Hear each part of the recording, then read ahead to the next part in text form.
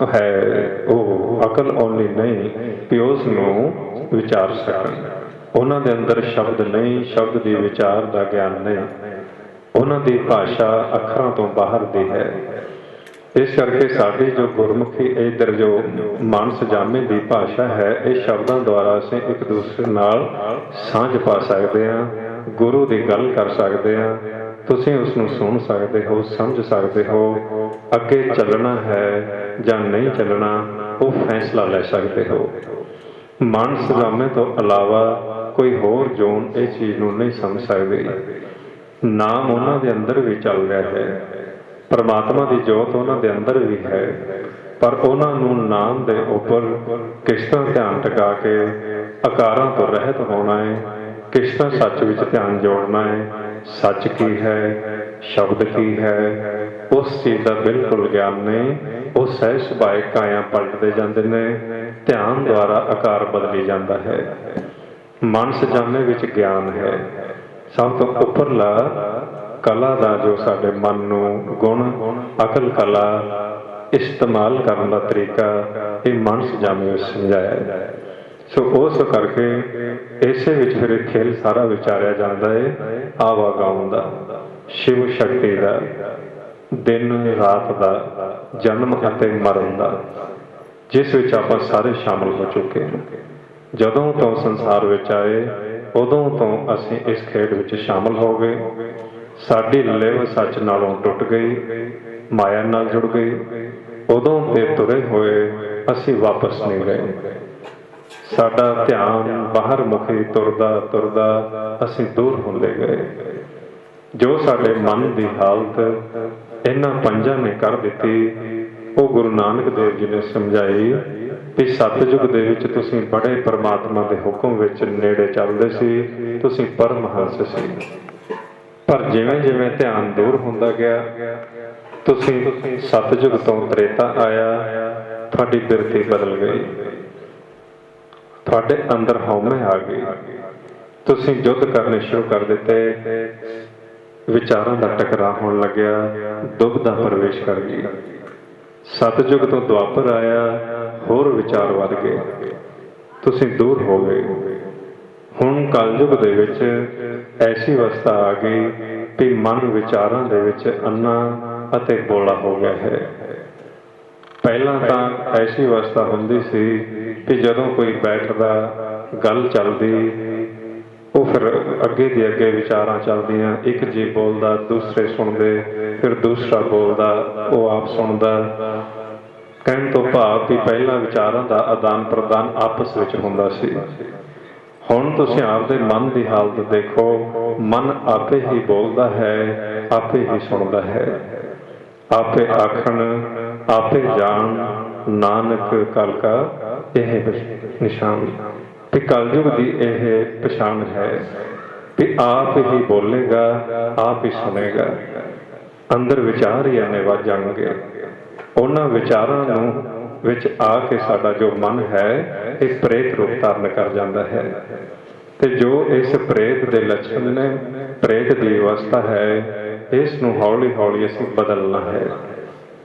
ਪ੍ਰੇਤ ਵਿੱਚੋਂ ਮਾਨਸ ਵਿੱਚ ਆਉਣਾ ਹੈ, ਮਾਨਸ ਤੋਂ ਦੁਬਾਰਾ ਦੇਵਲੋਕ ਵਿੱਚ ਪ੍ਰਵੇਸ਼ ਹੋਣਾ ਹੈ, ਦੇਵਲੋਕ ਵਿੱਚੋਂ ਫਿਰ ਅਸੀਂ ਆਪ ਦਾ ਧਿਆਨ ਸੱਚ ਦੇ ਉੱਪਰ ਟਿਕਾਉਣਾ ਹੈ। ਇਸ ਕਰਕੇ ਇਹ ਜੋ ਖੇਲ ਹੈ ਇਹ ਸਾਨੂੰ ਸ਼ਬਦਾਂ ਦੁਆਰਾ ਸੰਗਤ ਦੇ ਵਿੱਚ, ਮਾਨਸ ਜਾਮੇ ਦੇ ਵਿੱਚ ਸਮਝਾਇਆ ਜਾਂਦਾ ਹੈ। ਜਿਸ ਨੂੰ ਮਹਾਰਾਜ ਸਮਝਾਉਂਦੇ ਨੇ, ਕਲ ਮਹਿ ਪ੍ਰੇਤ ਜਿਨ ਰਾਮ ਨਾ ਪਛਾਤਾ, ਸਤਿਯੁਗ ਪਰਮਹੰਸ ਵਿਚਾਰੀ, ਦੁਆਪਰ ਤ੍ਰੇਤਾ ਮਾਨਸ ਵਰਤੈ, ਵਿਰਲੇ ਹੋਮੇ ਮਾਰੀ। ਸੋ ਇਹ ਮਨ ਦੀ ਜੋ ਕਾਇਆ ਹੈ ਇਹ ਸੰਗਤ ਵਿੱਚ ਕਲਪ ਹੋਏਗੀ, ਬਦਲੇਗੀ। ਉਸ ਵਾਸਤੇ ਸਾਡੇ ਵਿਚਾਰਾਂ ਨੂੰ ਸਾਨੂੰ ਬਦਲਣਾ ਪਏਗਾ, ਬੁੱਧ ਨੂੰ ਵਿਵੇਕ ਕਰਨਾ ਪਏਗਾ।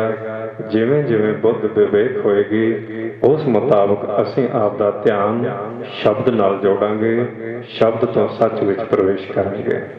ਸੋ ਆਓ ਗੁਰਮੁਖ ਪਹੁੰਚ ਕੇ ਨੇ ਉਹਨਾਂ ਚਿਰ ਆਪਾਂ ਸਿਮਰਨ ਦੇ ਨਾਲ ਜੁੜ ਕੇ ਲਾਹਾ ਪ੍ਰਾਪਤ ਕਰੀਏ। ਫਿਰ ਅਗਲੀ ਵਿਚਾਰ ਚੱਲੇਗੀ। ਵਾਹਿਗੁਰੂ ਵਾਹਿਗੁਰੂ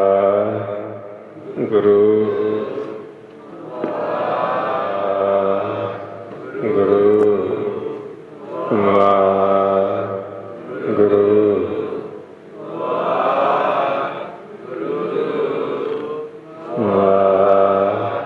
ਵਾਹਿਗੁਰੂ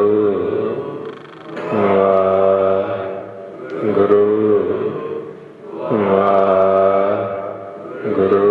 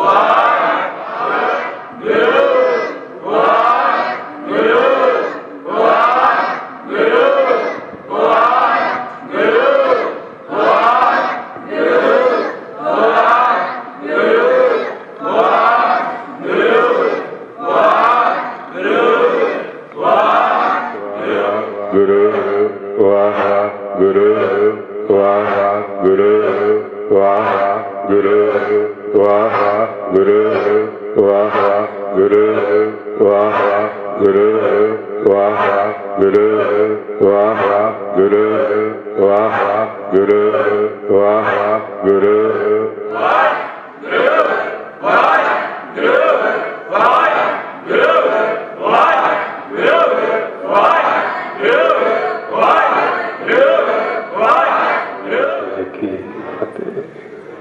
ਸੋ ਹੁਣ ਵਿਚਾਰ ਨਾਲ ਜੁੜਨ ਦੀ ਗੁਰਪੱਖ ਕਿਰਪਾਲਤਾ ਕਰੋ। ਇਧਰਲੇ ਪਾਸੇ ਥੋੜਾ ਜਿਹਾ ਗੁਰਮੁਖ ਬੋਰਡ ਤੇ ਸਮਝਾਉਂਗੇ ਕਿਉਂਕਿ ਵਿਸ਼ਾ ਵਾਹਿਗੁਰੂ ਜੀ ਕਾ ਖਾਲਸਾ ਵਾਹਿਗੁਰੂ ਜੀ ਕੀ ਫਤਿਹ। ਜਦੋਂ ਆਪਾਂ ਸ੍ਰੀ ਗੁਰੂ ਗ੍ਰੰਥ ਸਾਹਿਬ ਮਹਾਰਾਜ ਸੱਚੇ ਪਾਤਸ਼ਾਹ ਜੀ ਦੀ ਪਾਵਨ ਪਵਿੱਤਰ ਸ਼ਬਦ ਵਿੱਚ ਆ ਕੇ ਬੈਠਦੇ ਹਾਂ ਤਾਂ ਉਸ ਵਕਤ ਮਹਾਰਾਜ ਸੱਚੇ ਪਾਤਸ਼ਾਹ ਸਾਨੂੰ ਮਨ ਦਾ ਭੇਦ ਬਖਸ਼ਿਸ਼ ਕਰਨਾ ਸ਼ੁਰੂ ਕਰਦੇ ਨੇ। ਉਸ ਵਕਤ ਅਸੀਂ ਕੋਸ਼ਿਸ਼ ਕਰਨੀ ਹੁੰਦੀ ਹੈ ਕਿ ਗੁਰੂ ਦੀ ਸ਼ਰਨ ਵਿੱਚ ਆ ਕੇ ਗੁਰੂ ਦੇ ਰਾਹੀਂ ਆਪਣੇ ਆਪ ਦਾ ਭੇਦ ਆਪਣੇ ਆਪ ਦਾ ਗਿਆਨ ਪ੍ਰਾਪਤ ਕਰਦੇ ਹੋਏ ਅਸੀਂ ਕੋਸ਼ਿਸ਼ ਕਰੀਏ ਕਿ ਜਿਸ ਸੱਚ ਵਿੱਚੋਂ ਜਿਸ ਨਿਰੰਕਾਰ ਵਿੱਚੋਂ ਆਪਾਂ ਪ੍ਰਗਟ ਹੋਏ ਹਾਂ ਉਸ ਵਿੱਚ ਅਸੀਂ ਸਮਾ ਸਕੀਏ। ਇਹ ਆਪਣਾ ਸਾਰਿਆਂ ਦਾ ਮਕਸਦ ਹੋਣਾ ਚਾਹੀਦਾ ਹੈ ਔਰ ਇਹ ਸਤਿਗੁਰੂ ਸ੍ਰੀ ਗੁਰੂ ਗ੍ਰੰਥ ਸਾਹਿਬ ਜੀ ਦਾ ਉਪਦੇਸ਼ ਹੈ। ਮਾਰੇ ਗੁਰਬਾਣੀ ਵਿੱਚ ਆਪਾਂ ਨੂੰ ਸਮਝਾਉਂਦੇ ਹੁੰਦੇ ਮਨ ਤੂੰ ਜੋਤ ਸਰੂਪ ਹੈ ਆਪਣਾ ਮੂਲ ਪਛਾਣ। ਅਸੀਂ ਸਾਰੇ ਹੀ ਮਨ ਰੂਪ ਦੇ ਵਿੱਚ ਸੰਸਾਰ ਵਿੱਚ ਵਿਚਰਦੇ ਹਾਂ। ਹੁਣ ਜੋ ਆਪਣੀ ਗੱਲਬਾਤ ਚੱਲ ਰਹੀ ਹੈ ਇਹ ਮਨ ਨੂੰ ਸੰਬੋਧਨ ਹੋ ਰਹੀ ਹੈ, ਸਰੀਰ ਨੂੰ ਨਹੀਂ।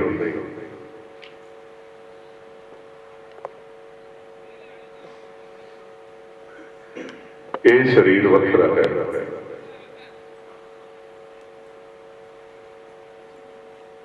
ਇਹ ਸਿਰਫ ਇੱਕ ਘਰ ਹੈ। ਹੁਣ ਜੋ ਆਪਾਂ ਇੱਕ ਦੂਸਰੇ ਨਾਲ ਬਚਨ ਕਰ ਰਹੇ ਹਾਂ, ਇੱਥੇ ਮਨ ਦੀ ਗੱਲ ਚੱਲ ਰਹੀ ਹੈ। ਸਰੀਰ ਕਰਕੇ ਸਾਡੇ ਨਾਮ ਵੱਖਰੇ ਨੇ, ਸਾਡਾ ਆਕਾਰ ਵੱਖਰਾ ਹੈ, ਰੰਗ ਰੂਪ ਵੱਖਰਾ ਹੈ, ਅਲੱਗ ਹੈ। ਪਰ ਇਸ ਘਰ ਦੇ ਵਿੱਚ ਜਿਹੜਾ ਮਨ ਹੈ ਉਹ ਸਾਰਿਆਂ ਦੇ ਅੰਦਰ ਇੱਕ ਹੀ ਹੈ, ਪ੍ਰਕਾਸ਼ ਜੋਤ ਰੂਪ। ਤੇ ਮਹਾਰਾਜ ਸੱਚੇ ਪਾਤਸ਼ਾਹ ਮਨ ਨੂੰ ਸਮਝਾਉਂਦੇ ਨੇ, ਮਨ ਇੱਥੋਂ ਦਾ ਰਹਿਣ ਵਾਲਾ ਨਹੀਂ ਹੈ। ਮਨ ਦੀ ਜਿਹੜੀ ਜੋਤ ਹੈ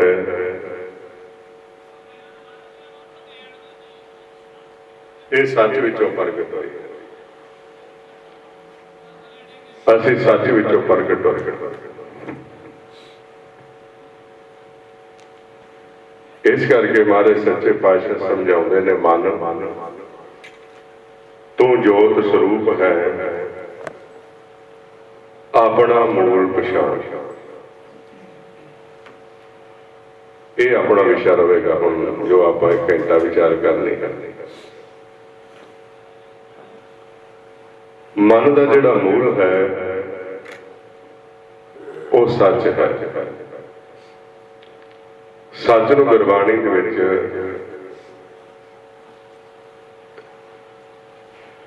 ਨਿਰੰਕਾਰ ਵੀ ਕਿਹਾ ਹੈ। ਇਹ ਸੱਚ ਵੀ ਜੋਤ ਸਰੂਪ ਹੈ, ਪ੍ਰਕਾਸ਼ ਰੂਪ। ਇਹਨਾਂ ਦਾ ਕੋਈ ਰੂਪ ਰੰਗ ਰੇਖ ਵੇਖ ਨਹੀਂ ਹੈ। ਜਿਸ ਦੇ ਪਰਥਾਏ ਗੁਰਬਾਣੀ ਦਾ ਫਰਮਾਨ ਹੈ, ਰੂਪ ਨਾ ਰੇਖ ਨਾ ਰੰਗ ਕੇਸ਼, ਤ੍ਰਹਿ ਗੁਣ ਤੇ ਪ੍ਰਭ ਭਿੰਨ।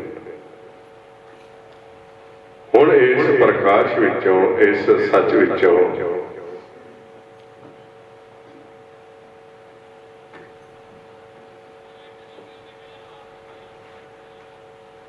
ਜਦੋਂ ਸ਼ਬਦ ਪ੍ਰਗਟ ਹੁੰਦਾ ਹੈ, ਸੱਚ ਵਿੱਚੋਂ ਇੱਕ ਆਵਾਜ਼ ਪੈਦਾ ਹੁੰਦੀ ਹੈ। ਉਸ ਆਵਾਜ਼ ਤੋਂ ਹੀ ਜੋ ਜੋਤ ਪ੍ਰਗਟ ਹੋ ਰਹੀ ਹੈ ਉਸ ਨੂੰ ਮਨ ਕਹਿੰਦੇ ਨੇ।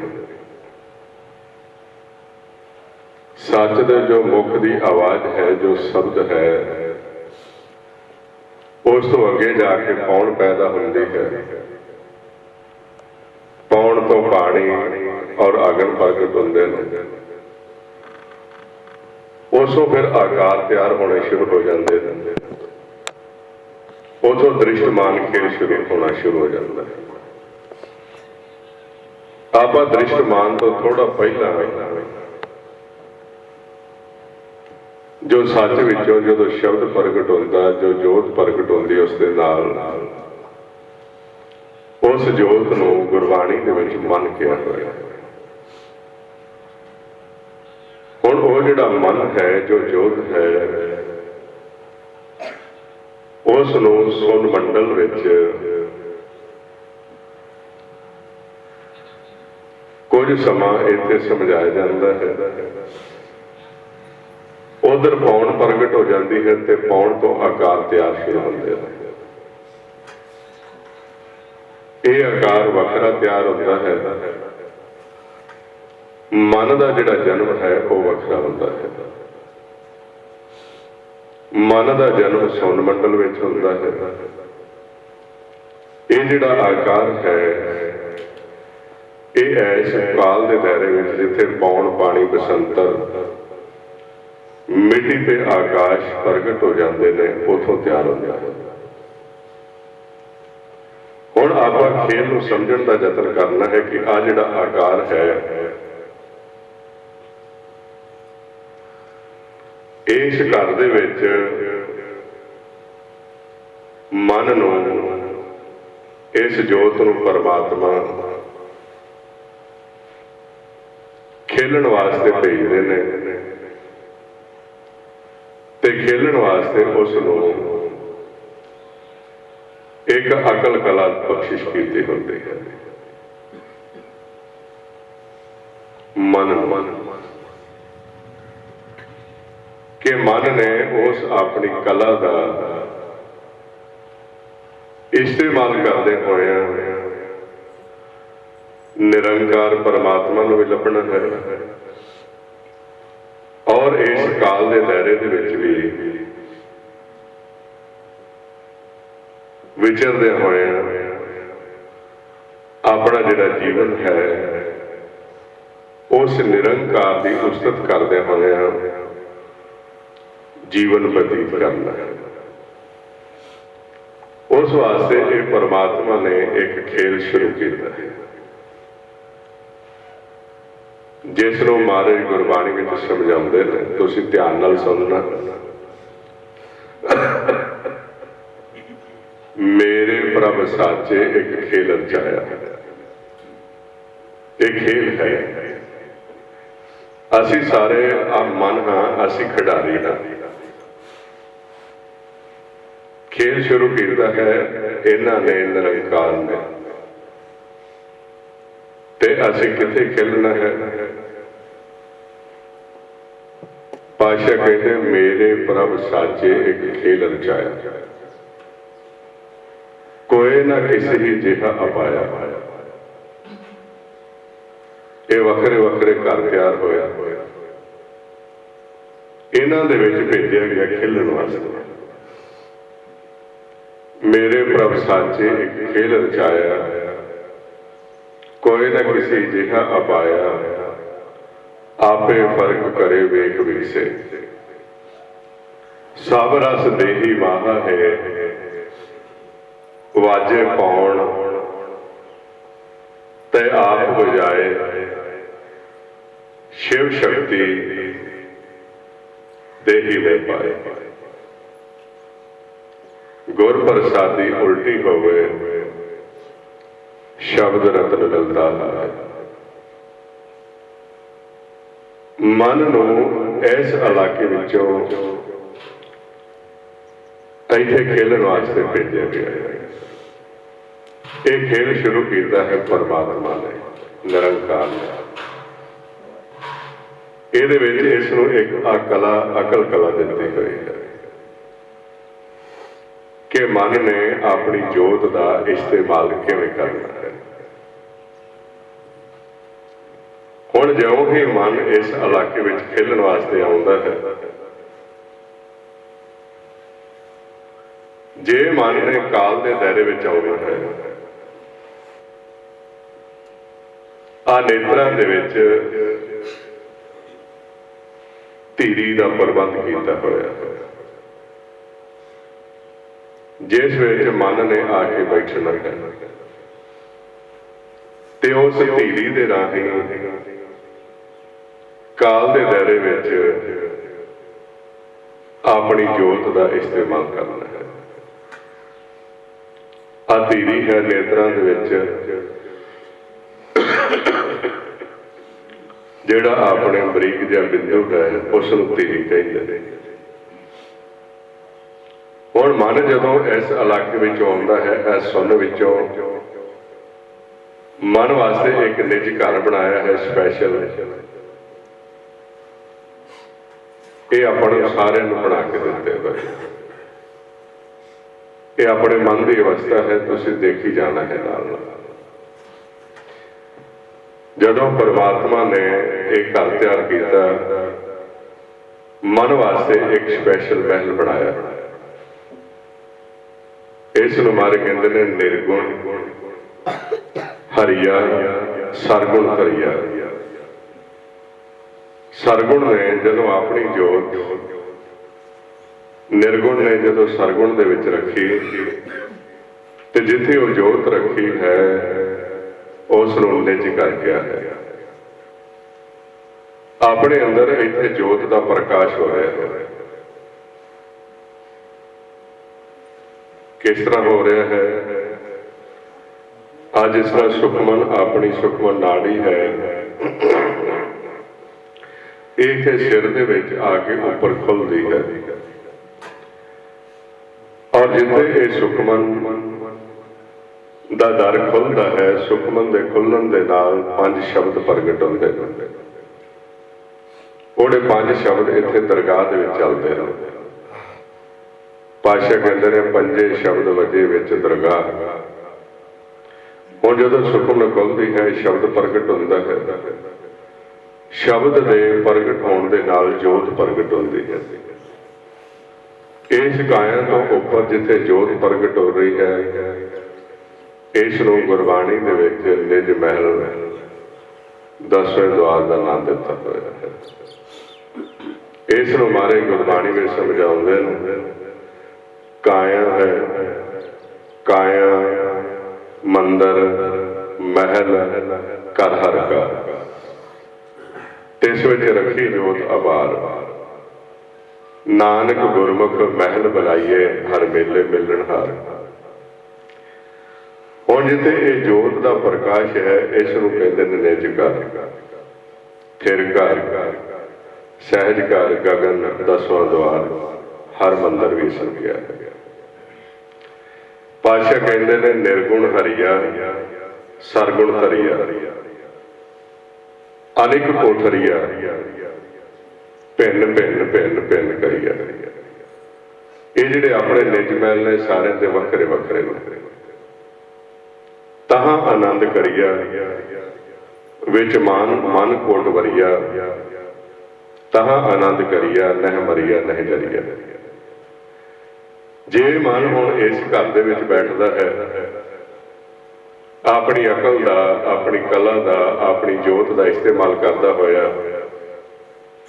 वो सदा आनंद अवस्था दे विच है। वो आवागमन के चक्कर विच नहीं जाएगा। जे वो कल नूं शरीर छड्डेगा, इथों सीधा दरगाह में चला जाएगा, जिसों प्रगट होया है इस सुन विच ही समा जाएगा जाके। इस करके जिहड़े मन निज घर विच बैठदे ने, उन्हां बारे गुरबाणी का फरमान है, निज घर महल पावो सुख सहजे, बौर न होएगो फेरा। वो फिर इधर नहीं आउंदे, काल के दायरे दे विच ये जिहड़ी मन की जोत है, उसनूं कोई आकार नहीं धारण करना पैंदा। ये ध्यान रखना है। हुण बहुत सारे जिहड़े जीव ने, आपां नाल नाल दोवें विषय लैके चलना है, इनू भी क्लीयर करना है, नाल नाल आपां समझण दा भी यतन करना है। हुण बहुत सारे जीव जिहड़े ने वो समझते हैं कि शायद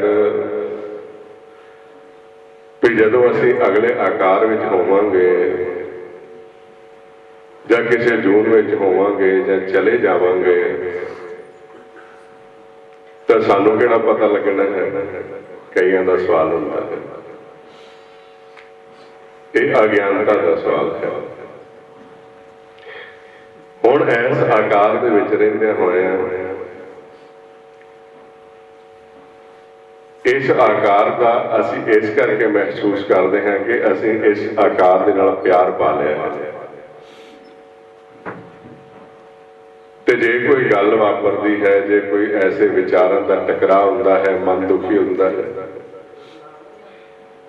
ते असीं समझते हैं कि मैं दुखी हो रहा हूं, शरीर करके महसूस करते हैं। पर असल में जिहड़ा दुख है वो मन नूं हो रहा है, मन दुखी है। हुण ये मन जदों इस आकार नूं छड्ड के जाएगा, उत्थे भी इसे ही मन नूं इसे तरह विचारां दे दुख का सामना करना पएगा। अज भी असीं ही इत्थे परेशान हो रहे हैं, दुखी हो रहे हैं। वो मन ही परेशान हो रहा है, शरीर नहीं हुंदा। ये तुसीं ध्यान रखना सारे। आकार नहीं होता परेशान, मन हो जाता है। हुण महाराज सच्चे पातशाह दसदे ने कि यह मन वास्ते घर है, निज घर।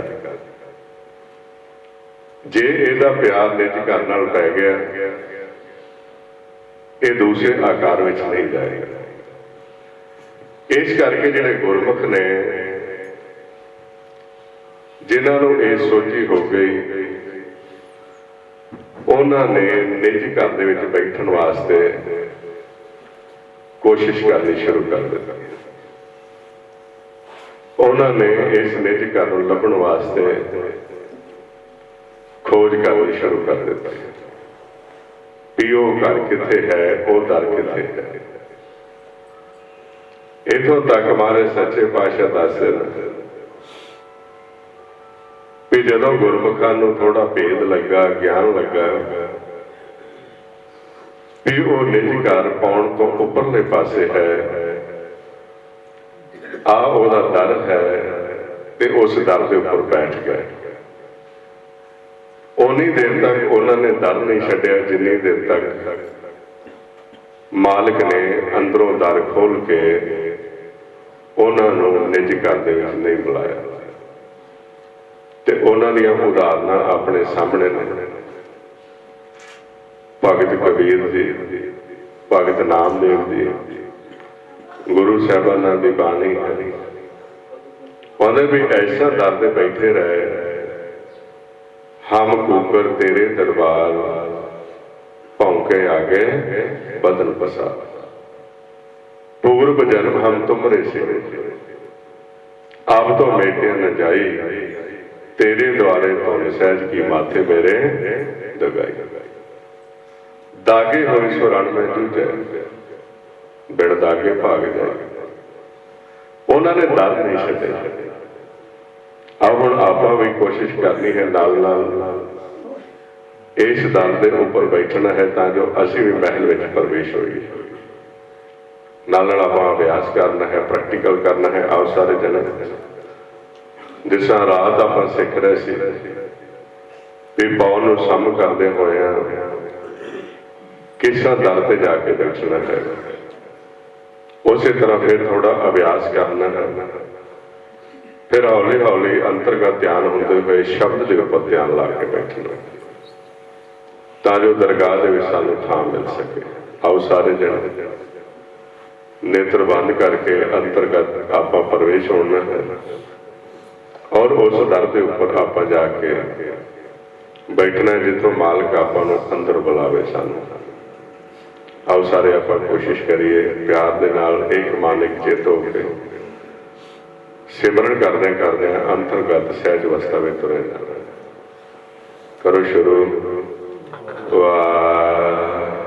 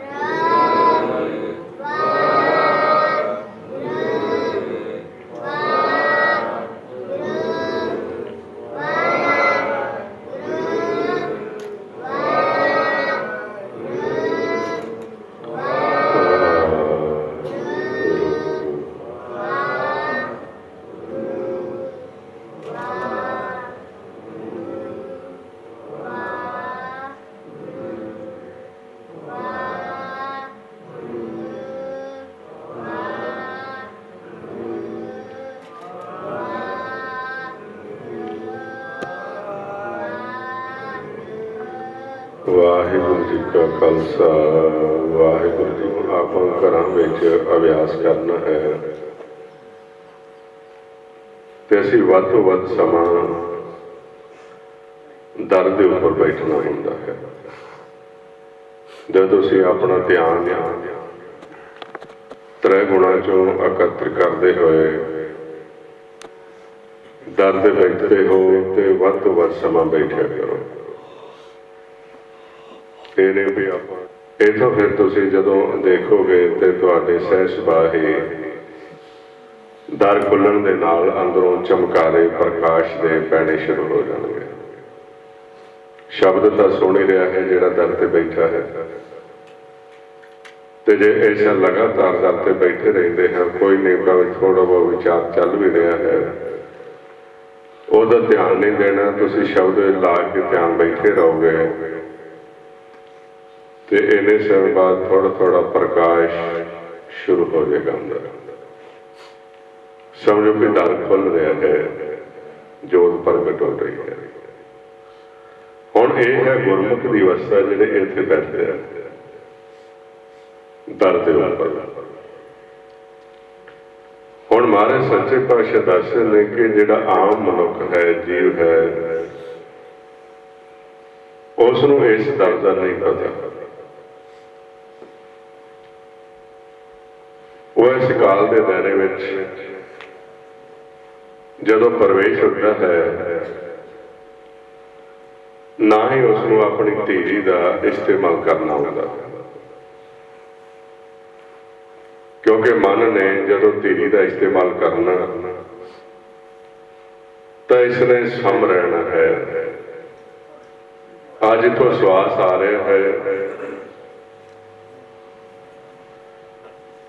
ਇਹਦੇ ਵੀ ਦਰਸ਼ਨ ਕਰਨੇ ਨੇ, ਇਸ ਨੂੰ ਦੇਖਣਾ ਹੈ। ਜਦੋਂ ਇਹਨਾਂ ਨੇਤਰਾਂ ਦਾ ਇਸਤੇਮਾਲ ਕਰਨਾ, ਜਦੋਂ ਜੋਤ ਨੇਤਰਾਂ ਵਿੱਚ ਆਵੇ ਤਾਂ ਕੀ ਕਰਨਾ ਹੈ? ਇਹ ਨੇਤਰੋ ਮੇਰਿਓ ਹਰ ਤੁਮੈ ਜੋਤ ਧਰੀ, ਹਰ ਬਿਨ ਅਵਰ ਨਾ ਦੇਖੋ। ਅਸੀਂ ਜਦੋਂ ਸਮ ਕਰਕੇ ਦੇਖਾਂਗੇ ਤੇ ਸਾਨੂੰ ਨਜ਼ਰ ਆਏਗਾ ਵੀ ਉਹਦੇ ਦੋ ਰੂਪ ਨੇ। ਇਹ ਜੋ ਸਾਡਾ ਮੂਲ ਹੈ, ਇਹ ਦੋਹਾਂ ਰੂਪਾਂ 'ਚ ਖੇਲ ਰਿਹਾ ਹੈ। ਨਿਰੰਕਾਰ ਨਿਰਗੁਣ ਦੇ ਵਿੱਚ ਵੀ ਹੈ ਔਰ ਸਰਗੁਣ ਦੇ ਵਿੱਚ ਵੀ ਹੈ।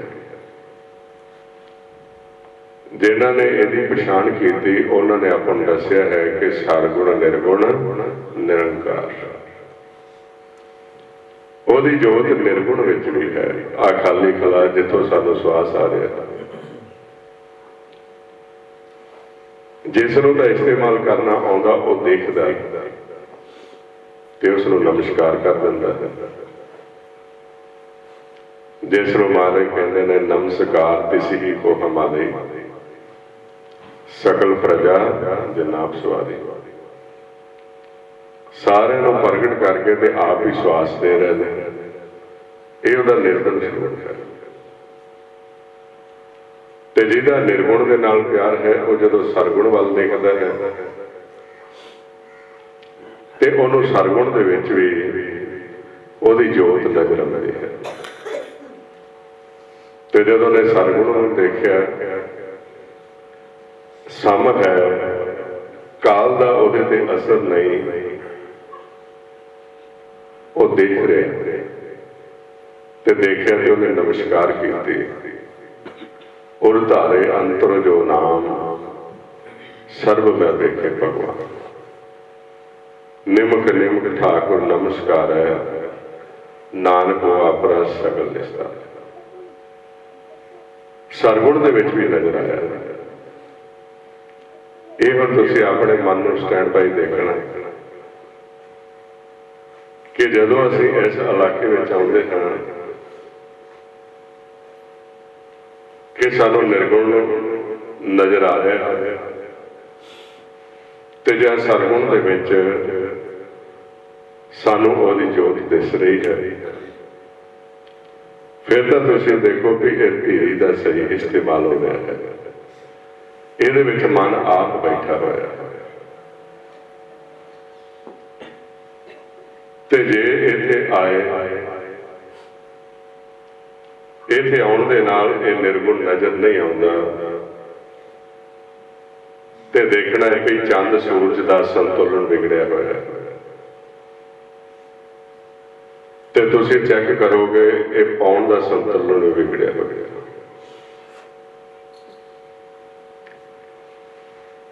ਉਸ ਵਕਤ ਤੁਸੀਂ ਧਿਆਨ ਰੱਖਣਾ ਕਿ ਤੁਸੀਂ ਕਾਲ ਦੇ ਦਾਇਰੇ ਵਿੱਚ ਆ ਚੁੱਕੇ ਹੋ, ਕਿਉਂਕਿ ਜੇ ਨੇਤਰ ਸਾਹਮਣੇ ਪਾਉਣ ਦਾ ਸੰਤੁਲਨ ਵਿਗੜਿਆ ਹੋਇਆ ਹੈ ਤਾਂ ਤੁਹਾਡਾ ਜਿਹੜਾ ਮਨ ਹੈ ਇਹ ਇਸ ਇਲਾਕੇ ਦੇ ਵਿੱਚ ਹੈ, ਕਾਲ ਦੇ ਦਾਇਰੇ ਵਿੱਚ। ਤੁਸੀਂ ਤ੍ਰੈ ਗੁਣਾਂ ਦੇ ਚੱਕਰ ਵਿਊ ਵਿੱਚ ਫਸ ਚੁੱਕੇ ਹੋ। ਤੁਹਾਡੇ ਨਾਲ ਧੋਖਾ ਹੋ ਸਕਦਾ ਹੈ, ਤੁਹਾਨੂੰ ਲੁੱਟਿਆ ਜਾ ਸਕਦਾ ਹੈ,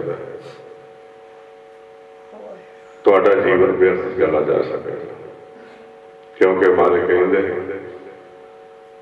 ਤ੍ਰੈ ਗੁਣ ਮੈਂ ਜਾਕੋ ਪਰਮਾਏ, ਜਨਮ ਮਰੇ ਫਿਰ ਆਵੇ ਜਾਏ।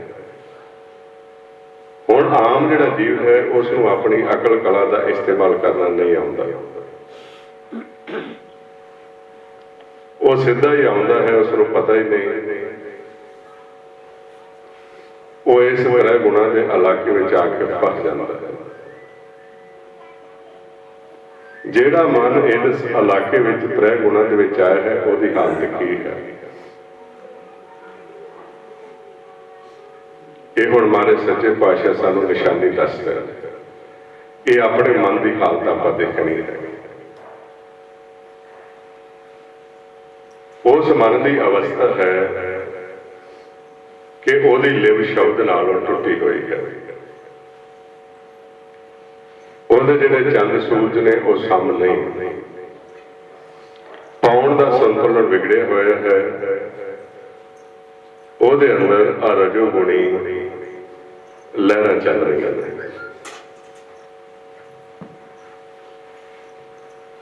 ਆਸ਼ਾ, ਅਭਿਲਾਸ਼ਾ ਤੇ ਤ੍ਰਿਸ਼ਨਾਵਾਂ ਦੀਆਂ। ਹੁਣ ਇਹ ਜਿਹੜੀਆਂ ਲਹਿਰਾਂ ਹੌਲੀ ਹੌਲੀ ਉਸ ਨੂੰ ਤਮੋ ਗੁਣ ਵਾਲੇ ਪਾਸੇ ਲੈ ਕੇ ਜਾ ਰਹੀਆਂ। ਉਹਦੇ ਅੰਦਰ ਕਾਮ, ਕ੍ਰੋਧ, ਲੋਭ, ਮੋਹ, ਹੰਕਾਰ ਦਾ ਪ੍ਰਭਾਵ ਵੱਧ ਰਿਹਾ ਹੈ। ਸਮਝੋ ਜਿਹੜਾ ਕਾਲ ਹੈ ਉਹਨੂੰ ਆਪਣੇ ਘੇਰੇ ਦੇ ਵਿੱਚ ਲੈ ਰਿਹਾ ਹੈ। ਜੇ ਆਪਣੀ ਇਹ ਅਵਸਥਾ ਹੈ, ਇਹ ਹੁਣ ਆਪਾਂ ਆਪਣੀ ਆਪ ਹੀ ਦੇਖ ਸਕਦੇ ਹਾਂ।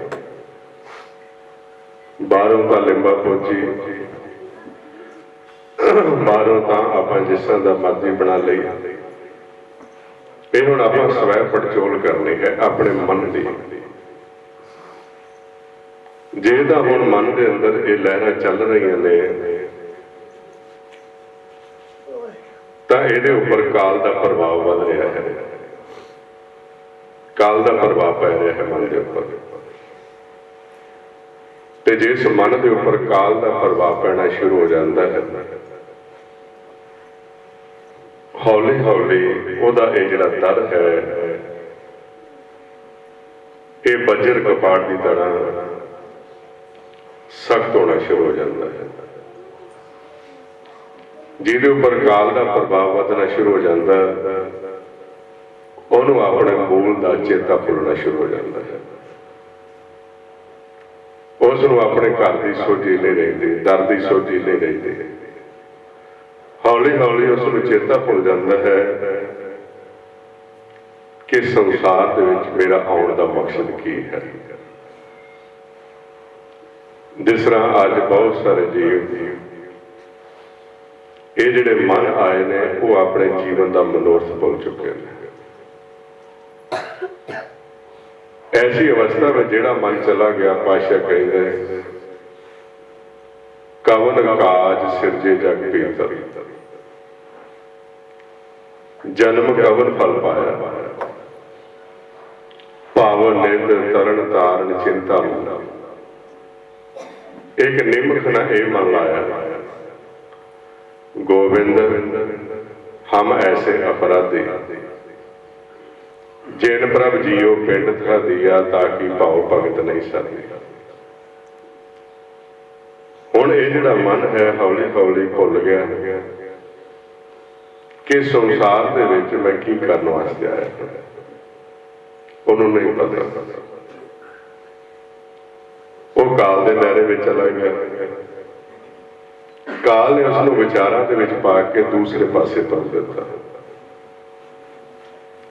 ਉਹ ਜਿੱਥੇ ਵੀ ਬੈਠਦਾ ਹੈ ਨਿਰਗੁਣ ਵੱਲ ਨਹੀਂ ਦੇਖਦਾ, ਦੂਸਰੇ ਨੂੰ ਦੇਖਦਾ ਹੈ। ਪਰ ਧਨ ਪਰਤੀ ਦਿੰਦਾ, ਉਹ ਦੂਸਰੇ ਵੱਲ ਦੇਖਦਾ ਹੈ ਤੇ ਦੇਖਦਿਆਂ ਦੇਖਦਿਆਂ ਆ ਜਿਹੜੇ ਉਹਦੇ ਸਵਾਸ ਨੇ ਉਹ ਦੂਸਰੇ ਦੇ ਘਰ ਦੇ ਵਿੱਚ ਹੀ ਖਰਚ ਹੋਣੇ ਸ਼ੁਰੂ ਹੋ ਜਾਂਦੇ, ਦੂਸਰੇ ਧਨ ਨੂੰ ਇਕੱਠਾ ਕਰਨਾ ਸ਼ੁਰੂ ਕਰ ਦਿੰਦਾ ਹੈ। ਹੌਲੀ ਹੌਲੀ ਇਹਦਾ ਆਵਾਗਾਉਣ ਦਾ ਚੱਕਰ ਬਣਨਾ ਸ਼ੁਰੂ ਹੋ ਜਾਂਦਾ ਹੈ। ਪਰ ਪਰਤੀ ਨਿੰਦਾ, ਇਹ ਅਪਵਾਦ ਨਾ ਛੁੱਟੇ, ਆਵਾਗਮਨ ਹੋਤ ਹੈ ਫੁਨ ਫੁਨ, ਇਹ ਪ੍ਰਸੰਗ ਕਦੇ ਨਾ ਟੁੱਟੇ। ਹੌਲੀ ਹੌਲੀ ਉਹਦਾ ਧਿਆਨ ਦੂਸਰੇ ਪਾਸੇ ਜਾਣ ਲੱਗ ਜਾਂਦਾ ਹੈ। ਕਾਲ ਦੇ ਦਾਇਰੇ ਵਿੱਚ ਤੇ ਕਾਲ ਦੀਆਂ ਗੱਲਾਂ ਦਾ ਉਹਦੇ ਤੇ ਅਸਰ ਹੋਣਾ ਸ਼ੁਰੂ ਹੋ ਜਾਂਦਾ ਹੈ। ਜੇ ਉਸ ਨੂੰ ਕੋਈ ਰਜੋ ਗੁਣ ਦੀ ਸਲਾਹ ਦਿੰਦਾ ਹੈ, ਬੜੀ ਧਿਆਨ ਨਾਲ ਸੁਣਦਾ ਹੈ। ਆਪਣੀ ਤ੍ਰਿਸ਼ਨਾ ਦੀ ਪੂਰਤੀ ਵਾਸਤੇ ਉਹ ਕਿਸੇ ਹੱਦ ਤੱਕ ਵੀ ਜਾਣ ਨੂੰ ਤਿਆਰ ਹੋ ਜਾਂਦਾ ਹੈ। ਜੇ ਉਸਨੇ ਕਹੋ ਕਿ ਤੇਰਾ ਆਹ ਕੰਮ ਬਣ ਜਾਏਗਾ, ਤੂੰ ਇੰਨੇ ਚੱਕਰ ਫਲਾਨੀ ਥਾਂ ਤੇ ਲਾਉਣੇ ਨੇ, ਉਹ ਲਾ ਦੇਗਾ। ਹੌਲੀ ਹੌਲੀ ਕਾਲ ਉਸ ਨੂੰ ਇੰਨਾ ਭਰਮ ਪਾ ਦਿੰਦਾ ਹੈ, ਗੁਰੂ ਦੇ ਨਾਲ ਉਹਦਾ ਜਿਹੜਾ ਰਿਸ਼ਤਾ ਹੈ ਸਿਰਫ ਤ੍ਰਿਸ਼ਨਾ ਦਾ ਰਹਿ ਜਾਂਦਾ ਹੈ। ਉਹਦੇ ਅੰਦਰ ਤ੍ਰਿਸ਼ਨਾ ਇੰਨੀ ਵਧਾ ਦਿੰਦਾ ਹੈ, ਉਹ ਤ੍ਰਿਸ਼ਨਾ ਦੀ ਪੂਰਤੀ ਵਾਸਤੇ ਜੀਵ ਦੌੜਦਾ ਹੈ, ਜਾਂਦਾ ਹੈ, ਗੁਰੂ ਦੇ ਕੋਲ ਵੀ ਆ ਜਾਂਦਾ ਹੈ। ਬੇਨਤੀ ਕਰਦਾ ਹੈ ਕਿ ਮੇਰਾ ਆਹ ਕੰਮ ਬਣ ਜਾਏ ਤੇ ਮੈਂ ਇੰਨਾ ਚਿਰ ਪਾਠ ਕਰਾਂਗਾ, ਮੈਂ ਇਸ ਕੰਮ ਦੇ ਵਿੱਚ ਸਫਲ ਹੋ ਜਾਵਾਂ, ਆਹ ਚੀਜ਼ ਮੈਨੂੰ ਮਿਲ ਜਾਏ, ਮੈਂ ਇੰਨਾ ਚਿਰ ਮਹਾਰਾਜ ਦੇ ਦਰਸ਼ਨ ਕਰਾਂਗਾ। ਉਹ ਤ੍ਰਿਸ਼ਨਾ ਦੀ ਪੂਰਤੀ ਵਾਸਤੇ ਧਰਮੀ ਬਣ ਜਾਂਦਾ ਹੈ। ਹੌਲੀ ਹੌਲੀ ਐਸੀ ਅਵਸਥਾ ਵਿੱਚ ਚਲੇ ਜਾਂਦਾ ਹੈ ਕਿ ਬਹੁ ਗਿਣਤੀ ਜਿਹੜੀ ਹੈ ਉਹ ਐਸੇ ਧਰਮੀ ਲੋਕਾਂ ਦੀ ਖੜੀ ਹੋ ਜਾਂਦੀ ਹੈ ਜਿਨ੍ਹਾਂ ਦਾ ਧਰਮ ਸਿਰਫ ਤ੍ਰਿਸ਼ਨਾ ਦੀ ਪੂਰਤੀ ਹੀ ਹੈ। ਉਹਨਾਂ ਦਾ ਗੁਰੂ ਦੇ ਮਕਸਦ ਨਾਲ, ਗੁਰੂ ਦੇ ਮਨੋਰਥ ਨਾਲ, ਗੁਰੂ ਦੇ ਉਪਦੇਸ਼ ਦੇ ਨਾਲ ਕੋਈ ਵੀ ਲਗਾਓ ਨਹੀਂ ਹੈ। ਉਹਨਾਂ ਦਾ ਲਗਾਓ ਕਿੱਥੋਂ ਤੱਕ ਹੈ, ਇਹ ਗੁਰੂ ਨਾਨਕ ਦੇਵ ਜੀ ਨੇ ਅੱਜ ਤੋਂ 500 ਸਾਲ ਪਹਿਲਾਂ ਬਚਨ ਕੀਤੇ ਵੀ ਇਹੋ ਜਿਹੀ ਅਵਸਥਾ ਬਣ ਜਾਏਗੀ ਆਉਣ ਵਾਲੇ ਸਮੇਂ ਵਿੱਚ ਗੁਰੂ ਦਾ ਤੇ ਸਿੱਖ ਦਾ ਰਿਸ਼ਤਾ ਸਿਰਫ ਤ੍ਰਿਸ਼ਨਾ ਦੀ ਪੂਰਤੀ ਰਹਿ ਜਾਏਗਾ। ਤੇ ਕੈਸੀ ਅਵਸਥਾ ਵਿੱਚ ਗੁਰੂ ਨੂੰ ਮੰਨਣਗੇ? ਕਹਿੰਦੇ ਨੇ ਸ਼ਾਸਤਰ ਵੇਦ ਨਾ ਮੰਨੇ ਹੋਏ, ਆਪੋ ਆਪੇ ਪੂਜਾ ਹੋਇਆ। ਗੁਰ ਪਾਸੋਂ ਫਿਰ ਚੇਲਾ ਖਾਏ, ਤਾਮ ਪ੍ਰੀਤ ਵਸੇ ਮਨਾਏ। ਗੁਰੂ ਦੇ ਨਾਲ ਸਿਰਫ ਰਿਸ਼ਤਾ ਰਹਿ ਜਾਏਗਾ ਲੈਣ ਦੇਣ ਦਾ, ਖਾਣ ਪੀਣ ਦਾ, ਸਿਰਫ ਤਮੋ ਗੁਣ ਦਾ, ਸਿਰਫ ਦੁਨਿਆਵੀ ਚੀਜ਼ਾਂ ਦੀ ਪੂਰਤੀ। ਬਾਣੀ ਪੜ੍ਹਨਗੇ ਇਸੇ ਵਾਸਤੇ ਕਿ ਮੇਰਾ ਆਹ ਕੰਮ ਬਣ ਜਾਏ। ਘਰ ਦੇ ਵਿੱਚ ਪਾਠ ਕਰਾਉਣਗੇ, ਮੇਰਾ ਆਹ ਕੰਮ ਬਣ ਜਾਏ, ਮੈਂ ਪਾਠ ਕਰਾਵਾਂਗਾ। मैं आ बाणी पढ़ांगा, मेरा आ काम बन जाए। अपने मूल नूं मिलण वास्ते, परमात्मा नूं मिलण वास्ते वो गुरु नूं रस्ता नहीं पुछेगा।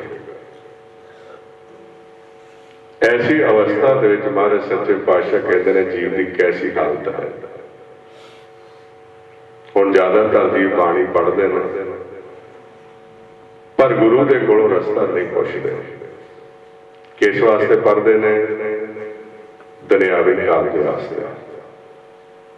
ते मारे गुरबाणी में समझाते कि मनमुख की कैसी अवस्था है।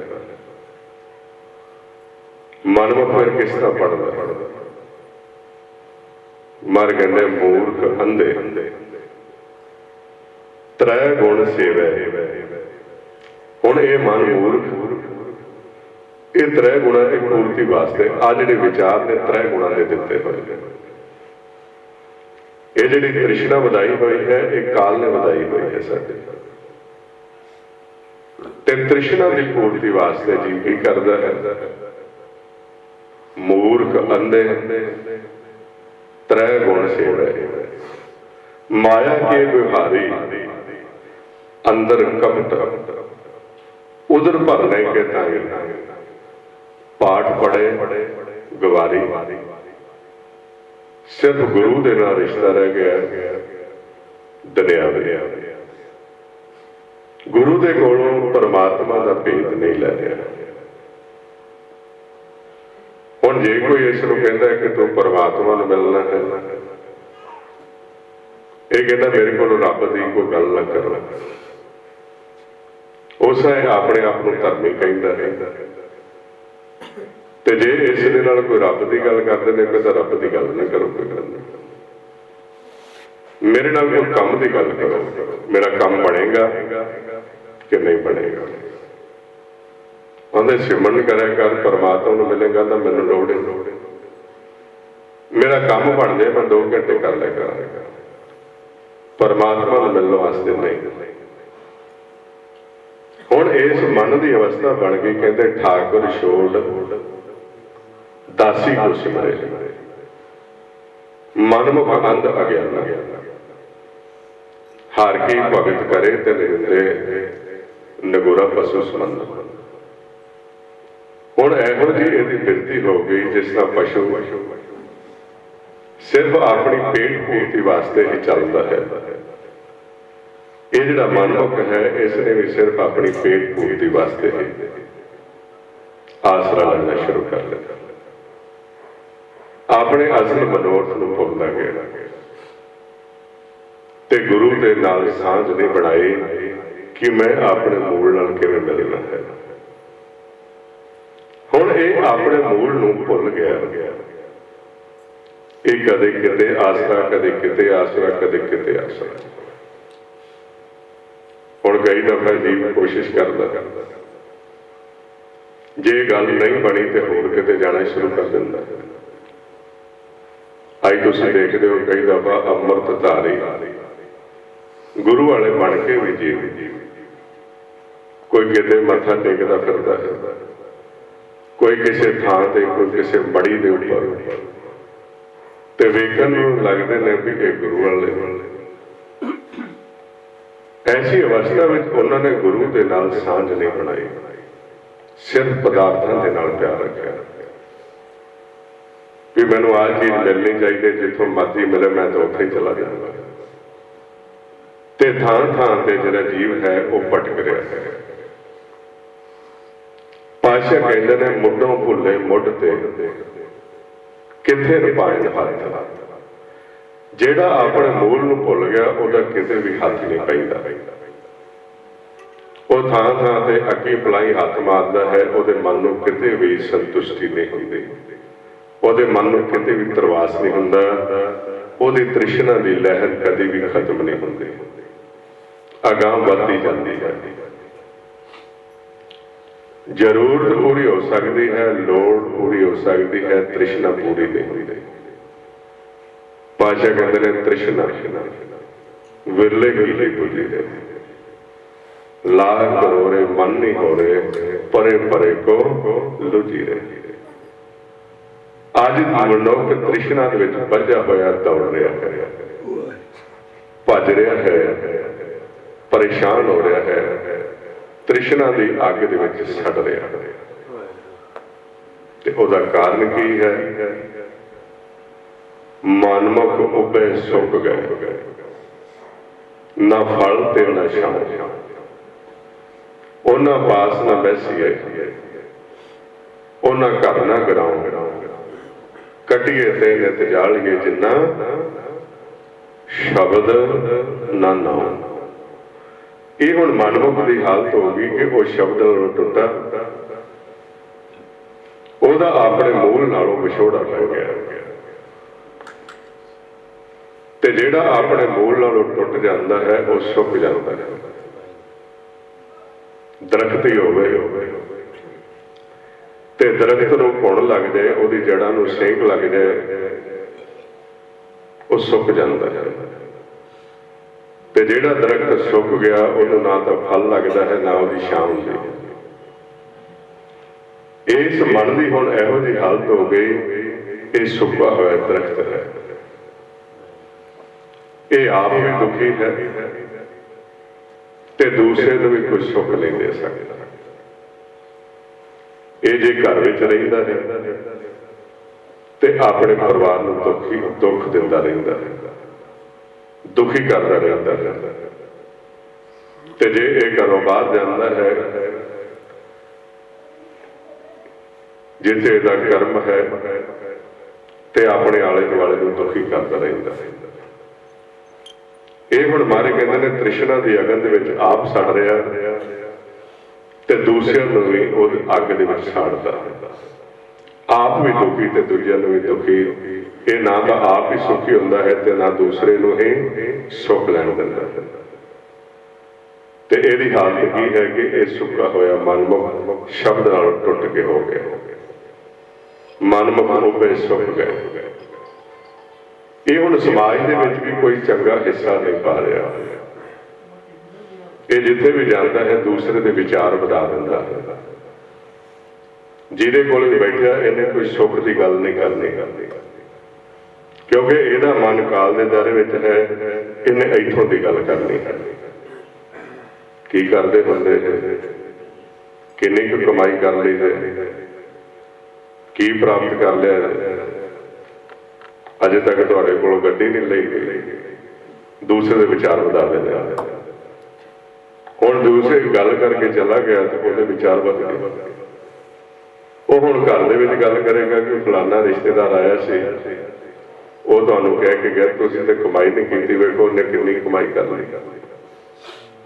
ਤੇ ਦੋਵਾਂ ਜੀਆਂ ਨੂੰ ਕਲੇਸ਼ ਪੈ ਜਾਂਦਾ ਹੈ ਕਿ ਤੁਸੀਂ ਵੀ ਉਹਦੇ ਵਾਂਗੂ ਕਮਾਈ ਕਰੋ, ਤ੍ਰਿਸ਼ਨਾ ਦੀ ਪੂਰਤੀ ਵਿੱਚ ਲੋਭ ਦੀ ਲਹਿਰ ਵਿੱਚ ਜਾਓ, ਪੈਸਾ ਇਕੱਠਾ ਕਰੋ। ਹੁਣ ਇਹ ਜਿੱਥੇ ਵੀ ਜਾਂਦਾ ਹੈ ਦੂਸਰੇ ਦੇ ਵਿਚਾਰ ਹੀ ਵਧਾ ਦਿੰਦਾ ਹੈ। ਹੁਣ ਮਹਾਰਾਜ ਸੱਚੇ ਪਾਤਸ਼ਾਹ ਕਹਿੰਦੇ ਨੇ ਇਹ ਮਨਮੁਖ ਦੀ ਅਵਸਥਾ, ਉਹ ਆਪ ਵੀ ਦੁਖੀ, ਦੂਜਿਆਂ ਨੂੰ ਵੀ ਦੁੱਖ ਦਿੰਦਾ ਹੈ। ਕਿਉਂ? ਕਿਉਂਕਿ ਉਹ ਸ਼ਬਦ ਨਾਲੋਂ ਟੁੱਟ ਗਿਆ। ਉਹਦੀ ਜਿਹੜੀ ਲਿਵ ਸੀ ਉਹ ਆਪਣੇ ਮੂਲ ਨਾਲੋਂ ਟੁੱਟ ਗਈ ਤੇ ਉਹਦਾ ਜਿਹੜਾ ਮਨ ਸੀ ਇਸ ਇਲਾਕੇ ਵਿੱਚ ਆ ਗਿਆ। ਉਹ ਆਪਣੀ ਅਕਲ ਕਲਾ ਦਾ ਇਸਤੇਮਾਲ ਕਰਨਾ ਭੁੱਲ ਗਿਆ। ਹੁਣ ਆ ਜਿਹੜਾ ਮਨਮੁਖ ਹੈ ਇੱਥੇ ਆਪਣੀ ਇਸ ਕਾਲ ਦੇ ਦਾਇਰੇ ਵਿੱਚ ਅਕਲ ਦਾ ਇਸਤੇਮਾਲ ਕਰ ਰਿਹਾ ਹੈ। ਇਸ ਨੂੰ ਬਾਰੇ ਕਹਿੰਦੇ ਨੇ ਮਨ ਵਸ ਦੂਤਾਂ। ਇਹਦਾ ਮਨ ਇਹਨਾਂ ਦੂਤਾਂ ਦੇ ਵਸ ਹੋ ਗਿਆ। ਦੁਰਮਤ ਦੋਏ ਉਹਨਾਂ ਨੇ ਇਹਦੇ ਅੰਦਰ ਭੈੜੀ ਮੱਤ ਪੈਦਾ ਕਰ ਦਿੱਤੀ, ਦੁੱਖ ਦੇਣ ਵਾਲੇ ਦੁਰਮਤ ਦੀ ਅਗਨ ਪੈਦਾ ਹੋ ਗਈ ਇਹਦੇ ਅੰਦਰ। ਦੁਰਮਤ ਅਗਨ ਜਗਤ ਪਰ ਜਾਰੇ, ਸੋ ਉਪਰੇ ਉਪਰੇ ਸ਼ਬਦ ਵਿਚਾਰੇ। ਹੁਣ ਇਹ ਆਪਣੀ ਅਕਲ ਦਾ ਇਸਤੇਮਾਲ ਨਹੀਂ ਕਰਦਾ, ਇਹ ਭੈੜੀ ਮੱਤ ਦਾ ਸ਼ਿਕਾਰ ਹੋ ਗਿਆ।